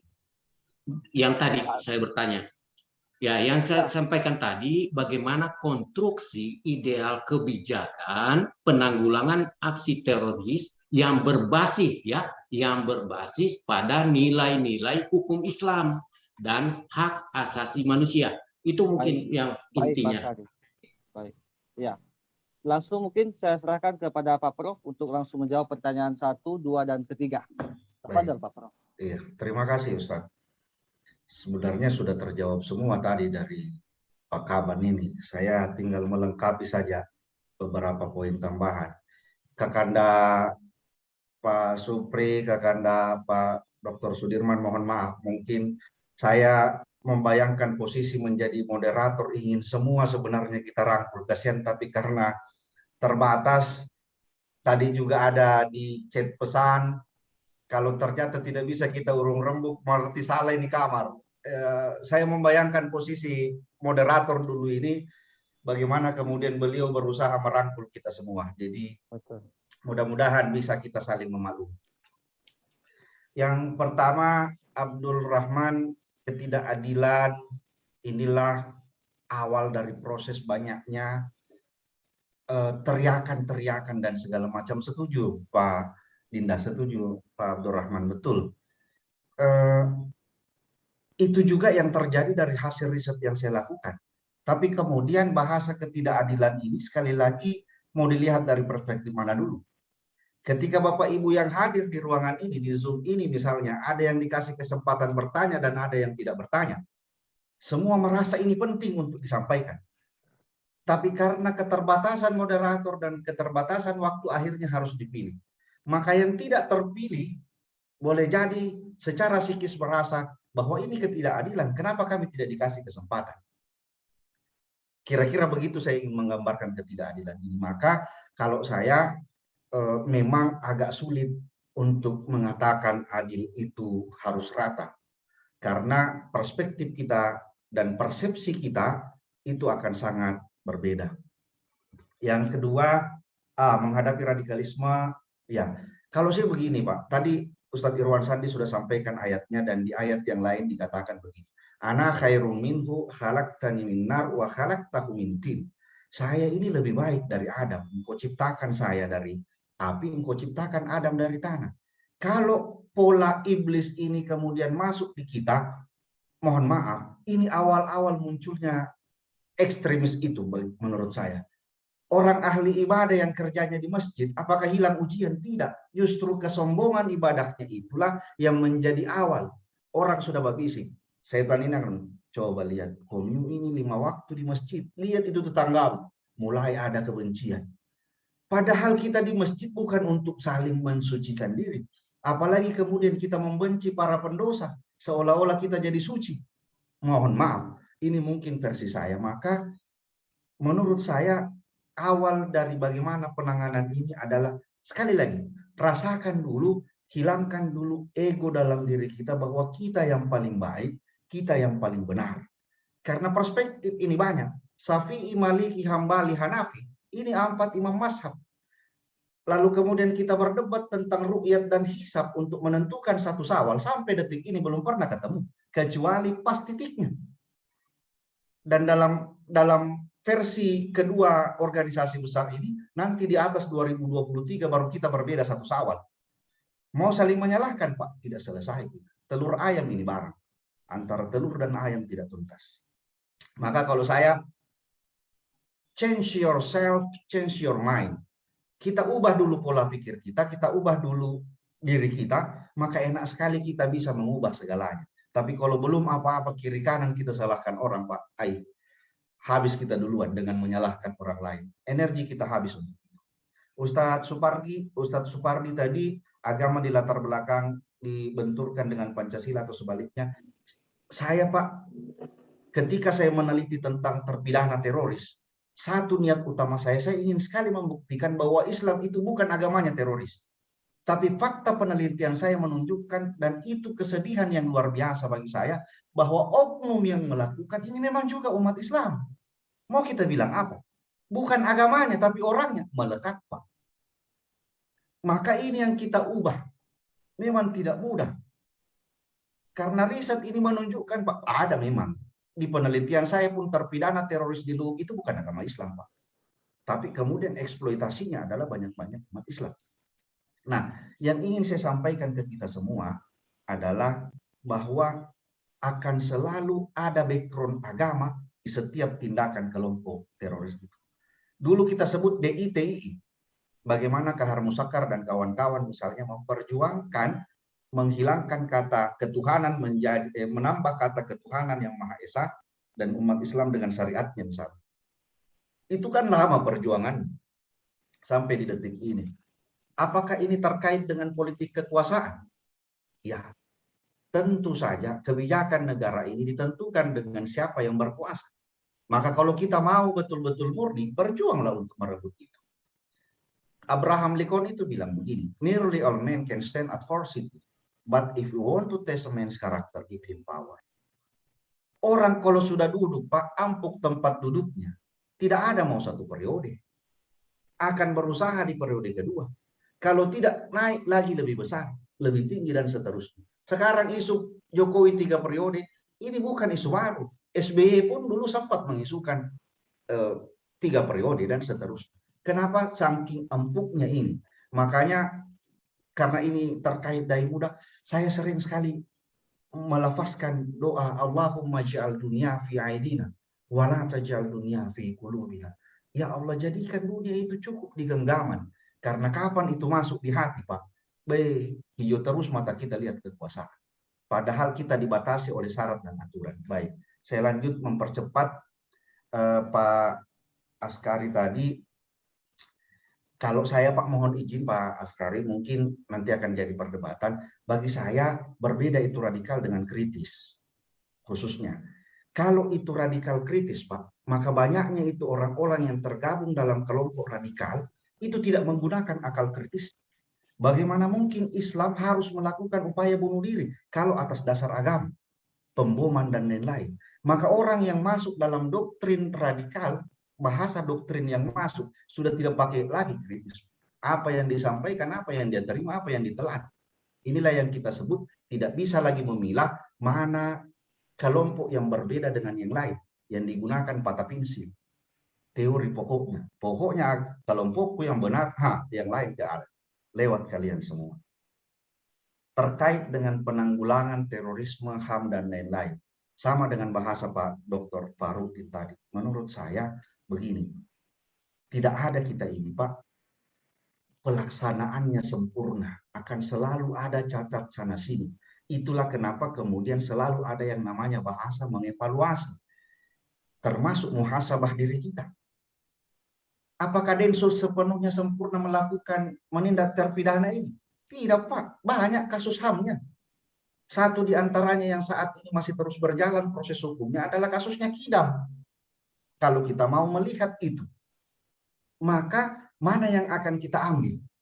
Kalau saya, Pak, sekali lagi, untuk melihat konstruksi hukumnya ataupun kemudian konstruksi perspektif agamanya, bagi saya, sekali lagi, kembali pertama kesadaran diri. membangun teladan bagi diri kita, kita akan mampu mengubah banyak hal. Tapi kalau dari diri kita sendiri sudah, mohon maaf, tidak berantakan, susah kita melakukan dialog. Apalagi kemudian ketika masuk dalam rekrut doktriner, Pak, susah sekali. Makanya upaya deradikalisasi itu bukan membalikkan telapak tangan, bukan kasih motor kemudian orang sudah tidak radikal, Pak, tidak bisa. Prosesnya panjang dan perlu penyadaran. Itu tambahan dari saya karena banyak penanya. Ustadz Irwan, saya cuma memaklumi beliau dan mudah-mudahan kita semua bisa memaklumi bahwa beliau ini kasihan ingin sekali mendengar kita semua bertanya, tapi keterbatasan tadi kemudian beliau mungkin tidak bisa mengakomodir kita semua. Ya. Terima kasih Ustaz. Masya Allah, terima kasih atas pengertiannya Pak Prof. Moderator. Boleh lanjut kedua Pak Prof. Sesi kedua. Saya boleh bertanya? Izin. Moderator kasih majelis. Saya ingin bertanya. Izin Ustaz. Silakan Pak Roy Deng Malawa dulu. Ya, silakan. Baik, terima kasih atas kesempatan yang diberikan kepada saya.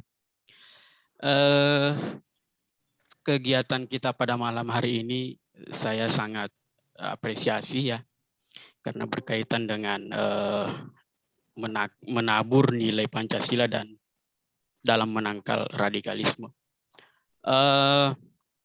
Tadi saya menarik apa yang disampaikan oleh pemateri pertama, Bapak Dr. Fahrudin, mengatakan bahwa pemenuhan hak yang tidak terpenuhi sehingga melahirkan radikalisme. Fenomenanya pada hari ini itulah yang terjadi, Pak. Ya, sehingga bibit-bibit radikalisme, orang berpikir sudah ingin menentang pemerintah, itu fenomenanya hari ini terjadi. Orang tidak mendapatkan kerja, ya, padahal janjinya 10 juta lowongan kerja diciptakan, tapi pada hari ini tidak demikian. Begitupun terkait dengan kesehatan. Ini terbukti dengan apa yang ditampilkan oleh yang terhormat Profesor Dr. Muhammad Hairil MSI, kebetulan beliau juga dekan saya, ya, bahwa ada slide tadi gambar Pancasila, orang sedang memasang baliho terkait dengan Pancasila dengan isinya keuangan yang maha kuasa, korupsi dan adil yang tidak merata. Artinya korupsi dan yang tidak adil ini dan merata ini seakan-akan terorganisir yang dilakukan oleh oknum-oknum penguasa yang memang pemenuhan hak itu tidak terpenuhi, utamanya pada sila kedua dan sila terakhir, ya, kemanusiaan yang adil dan beradab dan keadilan sosial bagi seluruh rakyat Indonesia. Inilah yang tidak terpenuhi. Nah, sehingga bibit-bibit radikalisme itu sampai hari ini kita tidak bisa pungkiri itu semakin berkembang. Sekitar 2 minggu lalu kebetulan saya melakukan riset terkait dengan penanggulangan terorisme khususnya di Kabupaten Toli-Toli. Itu dari hasil penelitian yang saya lakukan oleh pemerintah khususnya Kesbangpol Kabupaten Toli dan Kemenak, ya, ingin melakukan beberapa pencegahan atau ingin melakukan program-program pencegahan lahirnya radikalisme dan terorisme. Tetapi hal ini terhambat terkait dengan politik anggaran. Ya, hal ini berkaitan dengan kebijakan. Ya. Nah, sebenarnya kalau kita melihat tema pada malam hari ini, Bapak Ibu sekalian, menakar nilai Pancasila dalam menangkal radikalisme. Menangkal itu bukan hanya tugas masyarakat saja, tetapi bagaimana dituntut perhatian pemerintah, utamanya dalam penentu kebijakan, menyediakan anggaran di dalam melaksanakan program-program pemerintah itu sendiri. Ya, Pak Roy, khususnya mungkin Kesbangpol bisa dan langsung ke pertanyaannya. Nah, kira-kira terkait dengan politik anggaran ini oleh pemerintah, bagaimana atau oleh pemateri, bagaimana tanggapan Bapak terkait dengan fenomena yang hari ini terjadi? Ya, sedikit saran dari saya, seharusnya dalam kegiatan ini juga sebagai pemateri itu harus ada dari para penentu kebijakan supaya mereka juga dengar apa yang kita sampaikan pada malam hari ini. Terima kasih banyak. Assalamualaikum warahmatullahi wabarakatuh. Waalaikumsalam warahmatullahi wabarakatuh. Selanjutnya saya berikan kesempatan penyanyi Saya kedua. boleh bertanya? Siapa? Pak. Ya, Saya silakan. boleh? Silakan Firmansyah. Oh ya. Ya, Assalamualaikum warahmatullahi wabarakatuh. Ya. Nama saya Firmansyah Gibran. Saya berasal dari Palu, Sulawesi Tengah, dan saat ini berstudi di Republik Islam Iran di Timur Tengah. Dan saat ini dan sebelumnya juga saya S1 dulu di Unpad di jurusan Bahasa Inggris. Pak Hairil juga sangat saya, karena dulu Pak Hairil sama-sama di Beta Belako dulu. Ya, oke. Ya. Ya, saya sedikit ada sedikit ini ya, kembali ke backup topik tentang masalah terorisme. Saya pernah jalan ke Irak, pernah jalan juga ke Afghanistan, dan tentunya memang banyak meneliti tentang masalah terorisme jaringan transnasional di Indonesia, terutama di Sulawesi Tengah. Hanya saja saya ingin mengutip dari Kiai saya, Kiai Hashim Muzadi, terutama bagi pelajar Indonesia yang saat ini menempuh di studi di Timur Tengah. Apa kata beliau? Bagi pelajar-pelajar Indonesia yang saat ini berstudi di agama, kalau ingin balik ke Indonesia, kalau boleh Indonesiakanlah dulu ilmu Anda. Karena kenapa? Ini menjadi sumber kenapa banyak takfirisme. Kenapa saya menganggap takfirisme? Karena takfirisme itu adalah salah satu sumber pergolakan antara masyarakat ke masyarakat lain, istilahnya asobialah, fanatisme beragama. Disinilah bibit munculnya terorisme itu berada. Dan pemerintah, dan saya lihat untuk sampai saat ini, yaitu NU, Nahdlatul Ulama, itu alhamdulillah sudah mulai memerangi pemikiran seperti ini, terutama aliran-aliran yang mungkin yang dalam hal ini tanda kutip ekstremisme, terorisme, dan yang mungkin yang dihubungkan ke radikalisme. Hanya saja saran saya atau tidak pertanyaan kepada terutama dari pejabat dari di Sulawesi Tengah, adakah pelatihan Pancasila, yaitu pendidikan Pancasila, terutama kita yang pelajar Indonesia, terutama karena begini, pelajar-pelajar Palu yaitu yang memang saat ini studi di Timur Tengah itu banyak, dan memang saya merasakan bahwasanya pendidikan Pancasila itu mereka tidak dapatkan karena memang kan S1-nya kan di agama, misalnya di negara ini. Berarti yang nilai-nilai Pancasila tidak di ini. Jadi pulangnya itu tidak menyebarkan kebencian terhadap kelompok lain, sedikit-sedikit mengatakan kafir, sedikit-sedikit mengatakan ini. Ini menjadi permasalahan di kalangan orang-orang bawah gitu, seperti itu. Bagaimana peran pemerintah untuk menanggulangi masalah ini? Kenapa saya mengangkat isu ini? Karena kebanyakan saya saja di Iran itu tidak mendapatkan nilai namanya nilai Pancasila. Itu pun saya dapatkan ketika S1 di Unpad dengan mata kuliah pendidikan Pancasila.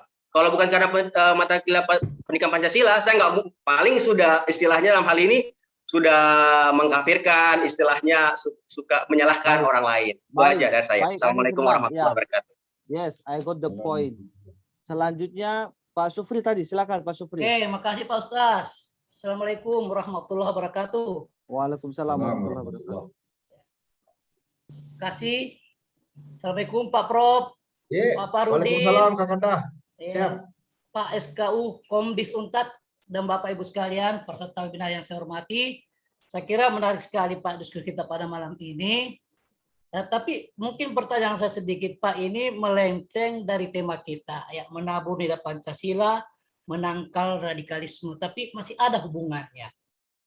Tadi ada penanya yang menyatakan bahwa salah satu muara radikalisme adalah munculnya terorisme. Saya sangat sependapat sekali itu, Pak, bahwa muara radikalisme pasti munculnya terorisme.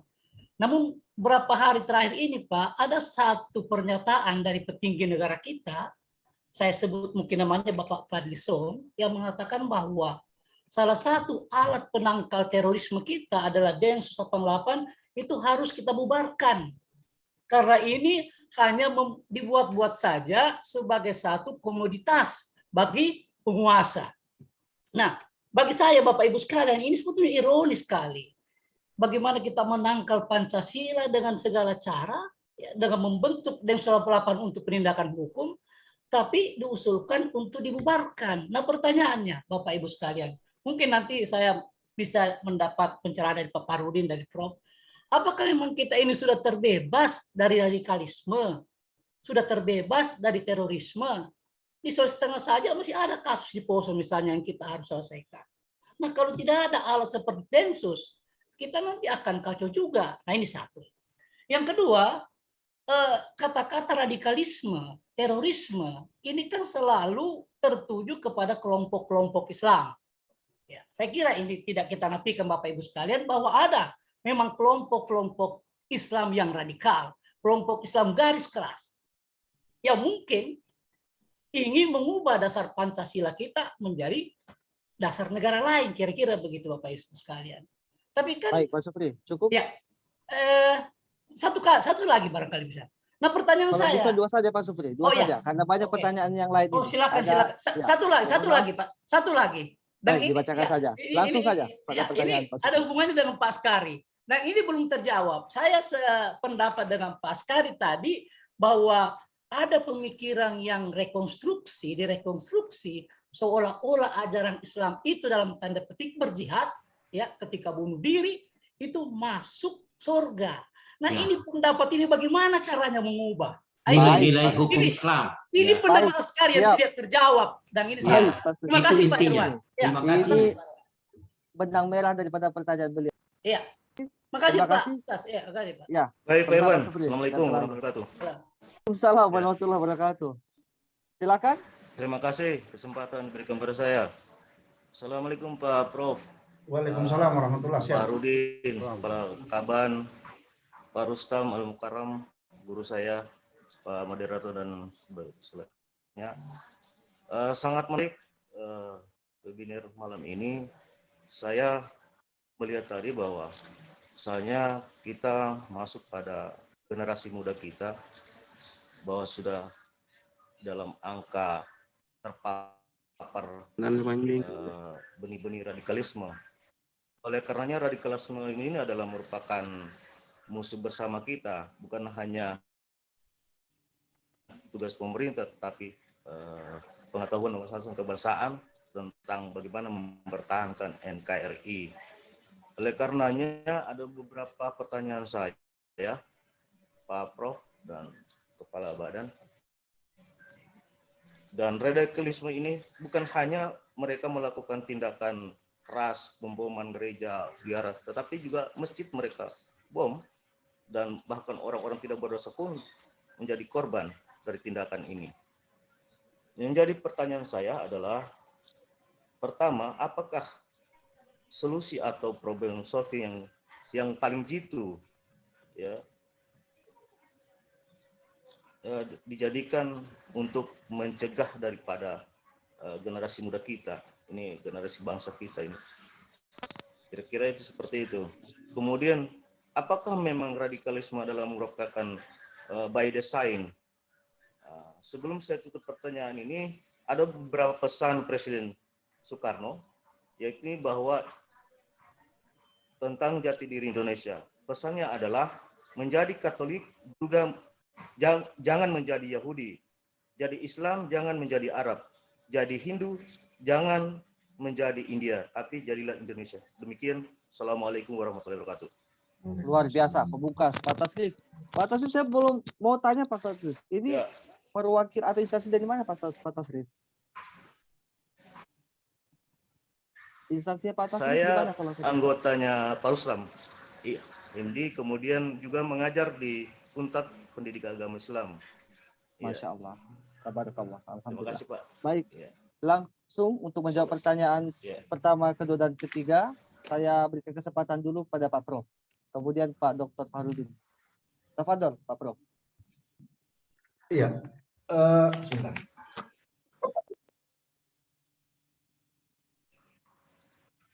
Ini berat-berat pertanyaan ini. Untung Ketua Komdis belum angkat tangan juga. Kalau Ketua Komdis sudah angkat tangan, saya sudah serahkan ke Ustadz Irwan yang jawab. Baik. Saya mundur. Yang pertama, ini pelatih tenis saya ini, Bung Roy. Kalau kita main besok. Insya Allah, Prof. Ya, terkait politik anggaran. Kalau saya memang hampir di segala dimensi ini tidak ada nilai politiknya. Kalau kita memaknai politik sebagai seni menggunakan kekuasaan, maka bagi saya tidak ada ruang politiknya, termasuk anggaran sekalipun. Makanya coba kita lihat, kebijakan siapapun itu akan sangat tergantung kemana visinya. Ketika misalnya SBY dengan visinya, kemudian setelah 2 periode lalu diganti oleh Jokowi, maka tentu berbeda setiap orang. Begitu juga gubernur. Tidak usah jauh-jauh. Dekan saja juga begitu. Siapa yang menjadi dekan, maka dia yang akan menentukan anggaran ini mau kemana. Apakah anggaran itu kita masukkan ke publikasi internasional, ataukah anggaran itu kita bangun taman-taman, ataukah anggaran itu kita habiskan di kegiatan, ataukah kemudian kita lakukan itu proporsional. Maka seni menggunakan dan memanfaatkan kekuasaan ini menjadi penting. Olehnya saya selalu bilang begini, kalau kita capek-capek selalu hanya menyalahkan dekan, menyalahkan gubernur, menyalahkan wali kota, menyalahkan bahkan presiden, tidak selesai, Pak. Kalau mau menyelesaikan masalah ini jadi presiden. Konkretnya kalau saya, artinya rebut itu kekuasaan, dengan kita berada di kekuasaan, maka banyak yang bisa kita lakukan. Kalau memang kita punya visi untuk itu. Ya, memang ketidakadilan menjadi banyak sumber lahirnya teriakan-teriakan, kritik dan segala macam. Betul itu, Pak. Di mana-mana itu terjadi. Yang kedua terkait Saudara Firman Sawah, Masya Allah, luar biasa antum.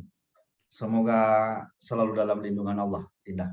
Jadi ya betul. Kalau antum di sana, ya pastilah tidak diajarkan Pancasila karena backgroundnya pasti berbeda. Cuma kemudian ketika mungkin teman-teman Indonesia yang ada di sana, saya tidak pernah belajar di luar negeri, Dinda, tapi ketika saya ke beberapa negara dan ketemu teman-teman Indonesia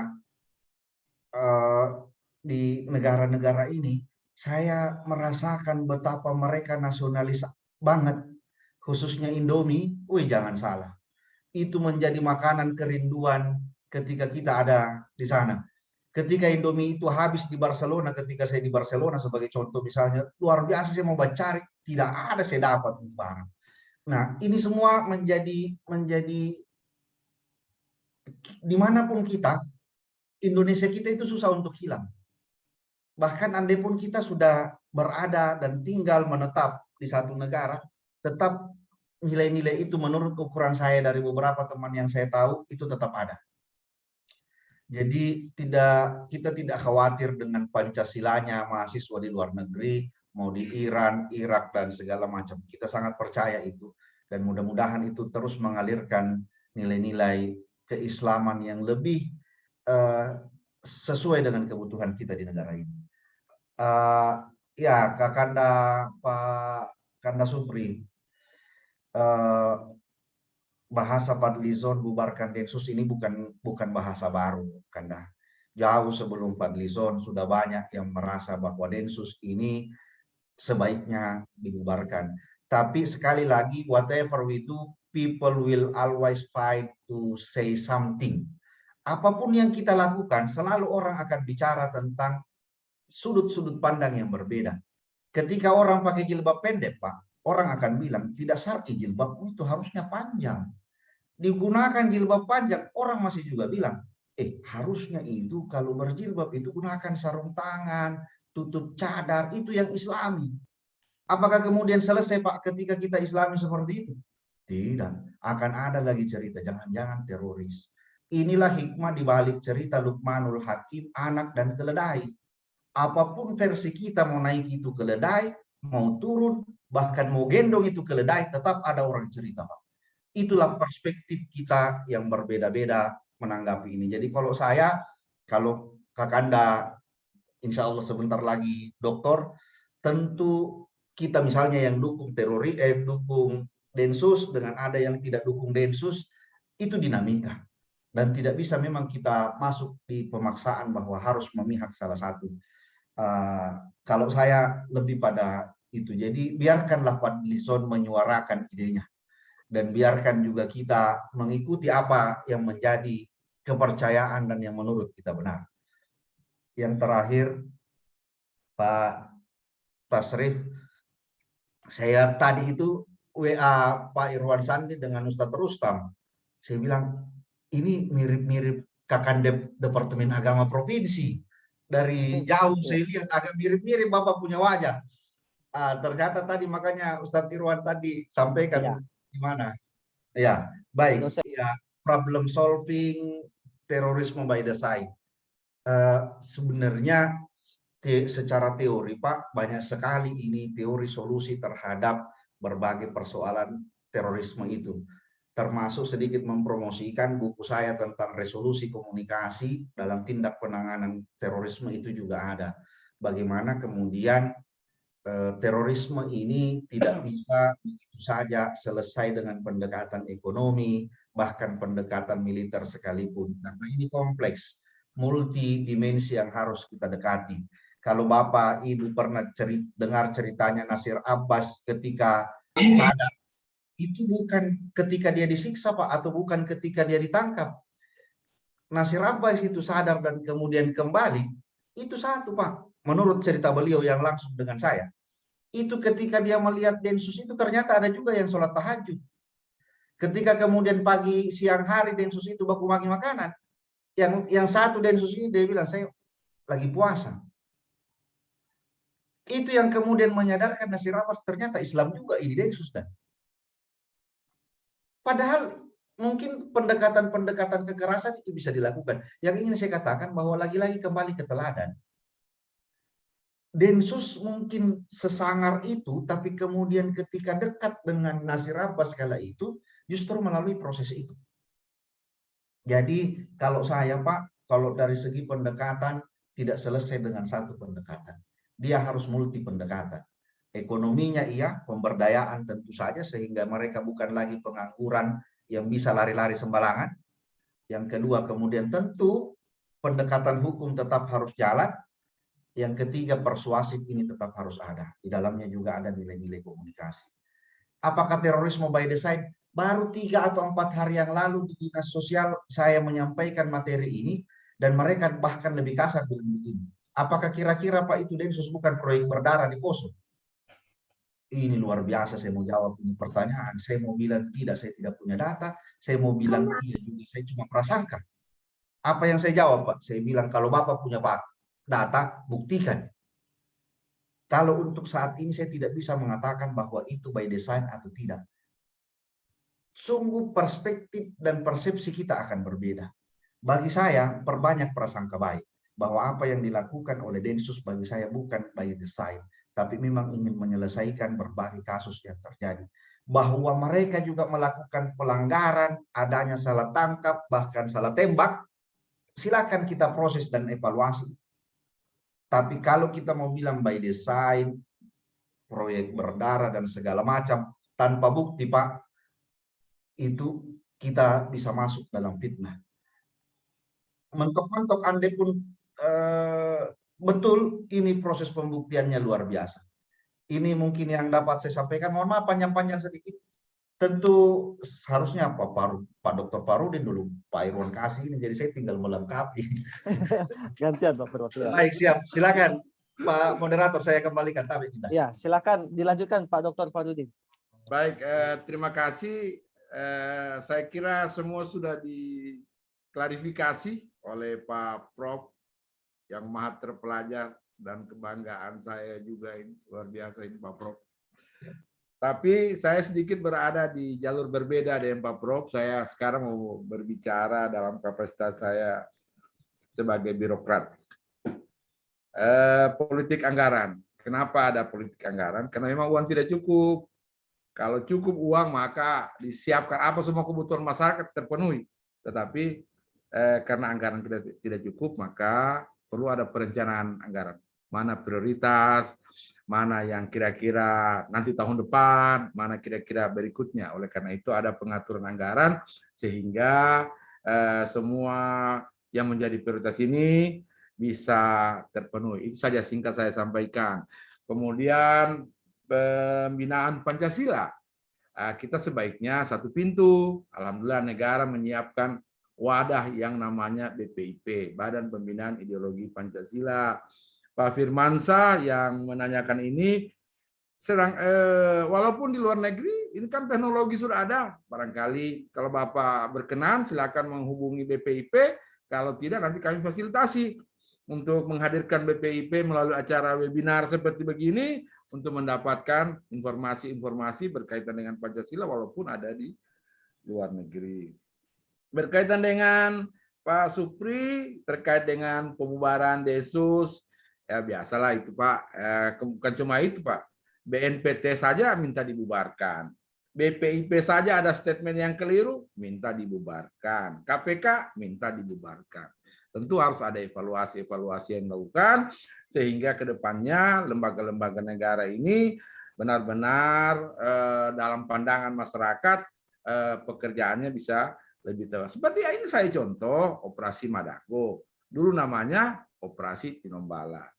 Ternyata mungkin namanya tidak pas. Harus sesuai dengan, karena mungkin Tinombalanya tidak ada di Poso, tetapi ada di tempat lain, sehingga mungkin diganti namanya ada baiknya dengan sebutan Operasi Madago. Madago adalah cinta kasih bahasa Poso, yang kira-kira mungkin dengan makna itu memancing emosi masyarakat di Poso lebih mencintai kedamaian. Kemudian terkait dengan apa yang disampaikan Pak Basri, solusi-solusi yang terbaik untuk masalah-masalah kira-kira begitu terorisme. Saya kira bukan terbaiknya menurut saya ya dari pemerintah ya, tetapi ini yang bisa dilakukan sementara. Misalnya konsep yang dilakukan oleh pemerintah adalah model deradikalisme, kontraradikalisme, dan pemenuhan sarana kebutuhan masyarakat. Tidak perlu saya jelaskan karena saya yakin. Karena kalau saya mencermati para penanggap semua ini, sepertinya para penanggap ini punya kapasitas yang sama dengan saya maupun dengan Pak Prof. Hairil. Bisa semua menjadi narasumber. Oleh karena itu saya mengatakan ini mungkin lebih pas disebut dengan FGD karena semua punya kapasitas yang sama, mampu menjelaskan tentang apa yang kita bicarakan pada hari ini. Di samping itu juga yang dilakukan lain selain deradikalisme, kontraradikalisme, juga dilakukan penanganan konflik di daerah melalui konsep misalnya pencegahan, biasanya di hulunya ini Kesbang, penghentian biasanya dilakukan oleh TNI Polri, dan kemudian pemulihan biasanya di OPD pasca terjadinya misalnya kemarin Lembang Tenggoa. Tentu ada trauma healing, pembangunan kembali rumah-rumah masyarakat yang mengalami kerusakan, termasuk tempat beribadah mereka disiapkan kembali sehingga masyarakat bisa terbangun kepercayaan bahwa kami ini di backup, dijaga oleh negara melalui pemerintah. Saya kira itu saja yang disampaikan. Terima kasih. Assalamualaikum warahmatullahi wabarakatuh. Waalaikumsalam warahmatullahi wabarakatuh. Masya Allah, luar biasa dua pemateri kita yang memaparkan dengan sangat baik. Sebelum saya melanjutkan berikutnya, saya ingin menyapa dulu hadir dosen saya, Ibu Dr. Daswati MSc. Assalamualaikum, Ibu Daswati. Beliau menyimak apa yang tadi disampaikan. Ibu Daswati, Assalamualaikum. Ya, baik. Bapak Ibu yang saya muliakan, untuk diskusi kali ini kita batasi sampai pada pukul 22 ya, atau pada pukul 10 malam. Sekali lagi saya mengucapkan terima kasih kepada seluruh partisipan, baik dari kalangan akademisi, intelektual, birokrat, teman-teman mahasiswa maupun dari teman-teman dai, wabil khusus kepada HIDMI Sulawesi Tengah, organisasi seluruh perencanaan kegiatan ini, pada Pak Ketua Umum Ustadz Rustam Arifudin. Dan sebelum kita mengakhiri, saya ucapkan terima kasih sekali lagi kepada kedua narasumber hebat kita, maha benar ya, maha benar dan maha hebat. Kemudian kita mendapat, agar acara kita pada malam hari ini mendapat keberkahan, saya minta kesediaan dari teman HIDMI untuk menutup dengan sebuah doa. Saya persilakan kepada salah satu dari teman Dai Hitmi untuk mengambil berkah acara kita malam hari ini dengan memimpin pembacaan doa singkat saja. Lalu setelah itu kita minta 1 menit masing-masing kesimpulan dari Pak Profesor dan Pak Doktor. Mungkin hadir Ustadz Haris Asmizanti SPD MPD untuk memimpin doa. Ustadz Haris, tafadhol.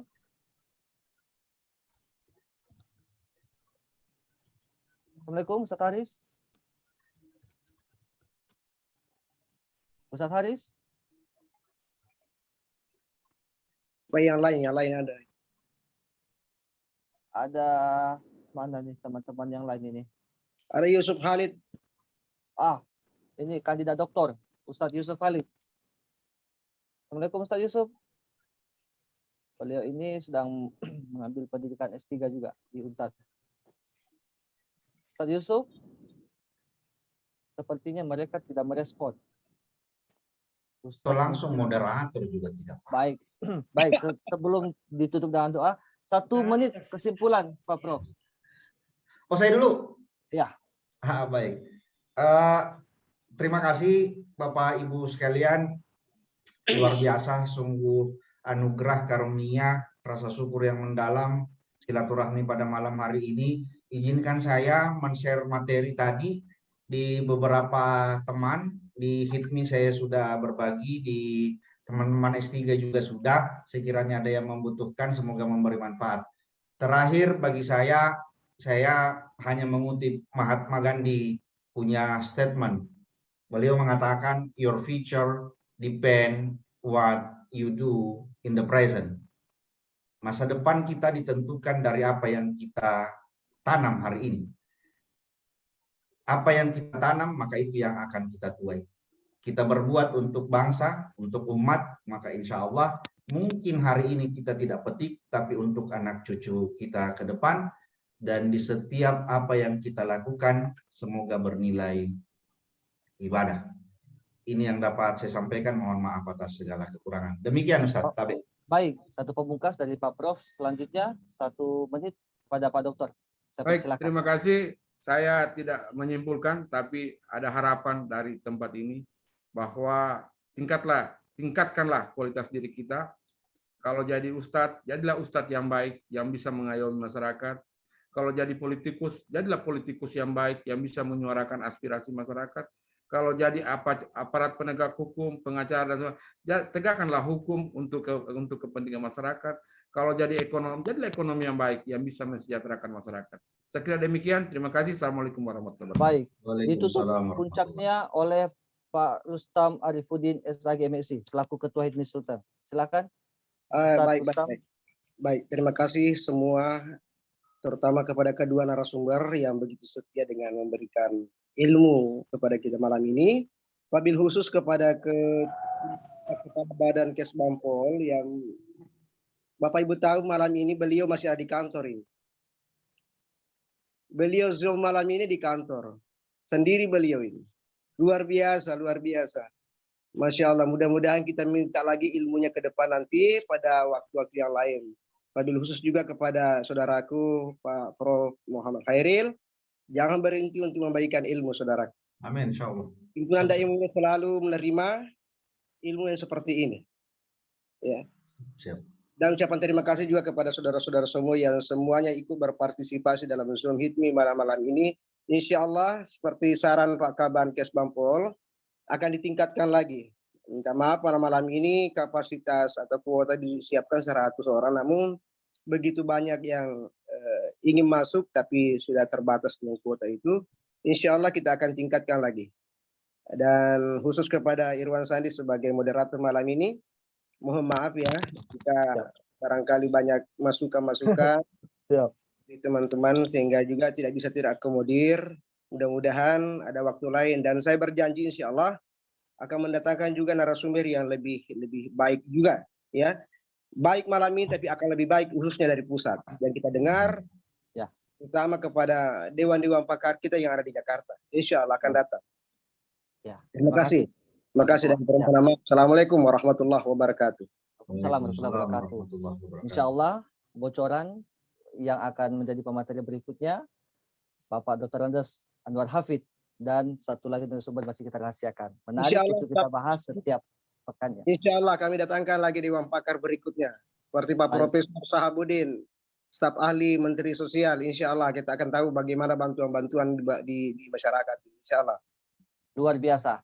Terima kasih kepada seluruh elemen, pada seluruh partisipan yang saat ini masih bergabung bersama kami. Semoga apa yang disampaikan oleh kedua narasumber kita semakin membuka wawasan dan khazanah kita terkait dengan materi yang disampaikan, terkait dengan wawasan kebangsaan, Pancasila, maupun terkait dengan radikalisme ataupun terorisme. Semoga bermanfaat. Mari kita tutup dengan membaca doa kafaratul majelis. Alhamdulillahirabbil alamin, subhanaka wa bihamdika, asyhadu an la ilaha illa anta, astaghfiruka wa atubu ilaik. Demikian saya Ridwan Sandi mengucapkan terima kasih atas perhatiannya. Mohon maaf atas segala kekurangannya. Akhirul kalam billahi fisabilil haq. Assalamualaikum warahmatullahi wabarakatuh. Waalaikumsalam warahmatullahi wabarakatuh. Terima kasih Pak Prof. Terima kasih Pak Rustam. Terima kasih Pak. Foto dulu, jangan live dulu. Ada pesan dari Pak Ketua untuk difoto dulu Pak Ketua ya. Oh, silakan.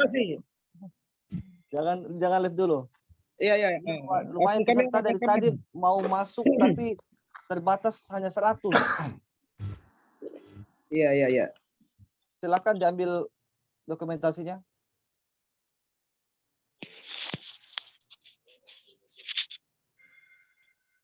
Sudah? Bagaimana?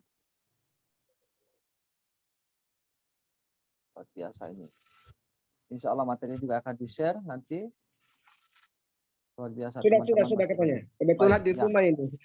Ya, silakan yang mau live, kami berikan kesempatan untuk melanjutkan aktivitas berikutnya. Yang mau istirahat, terima kasih. Izin Ustaz, saya live duluan. Ya, siap. Pak Rektor. Izin Prof. Terima kasih buat semuanya. Izin, Assalamualaikum Prof. warahmatullahi wabarakatuh. Mohon maaf. Waalaikumsalam. Ya, mohon izin juga semua. Terima kasih.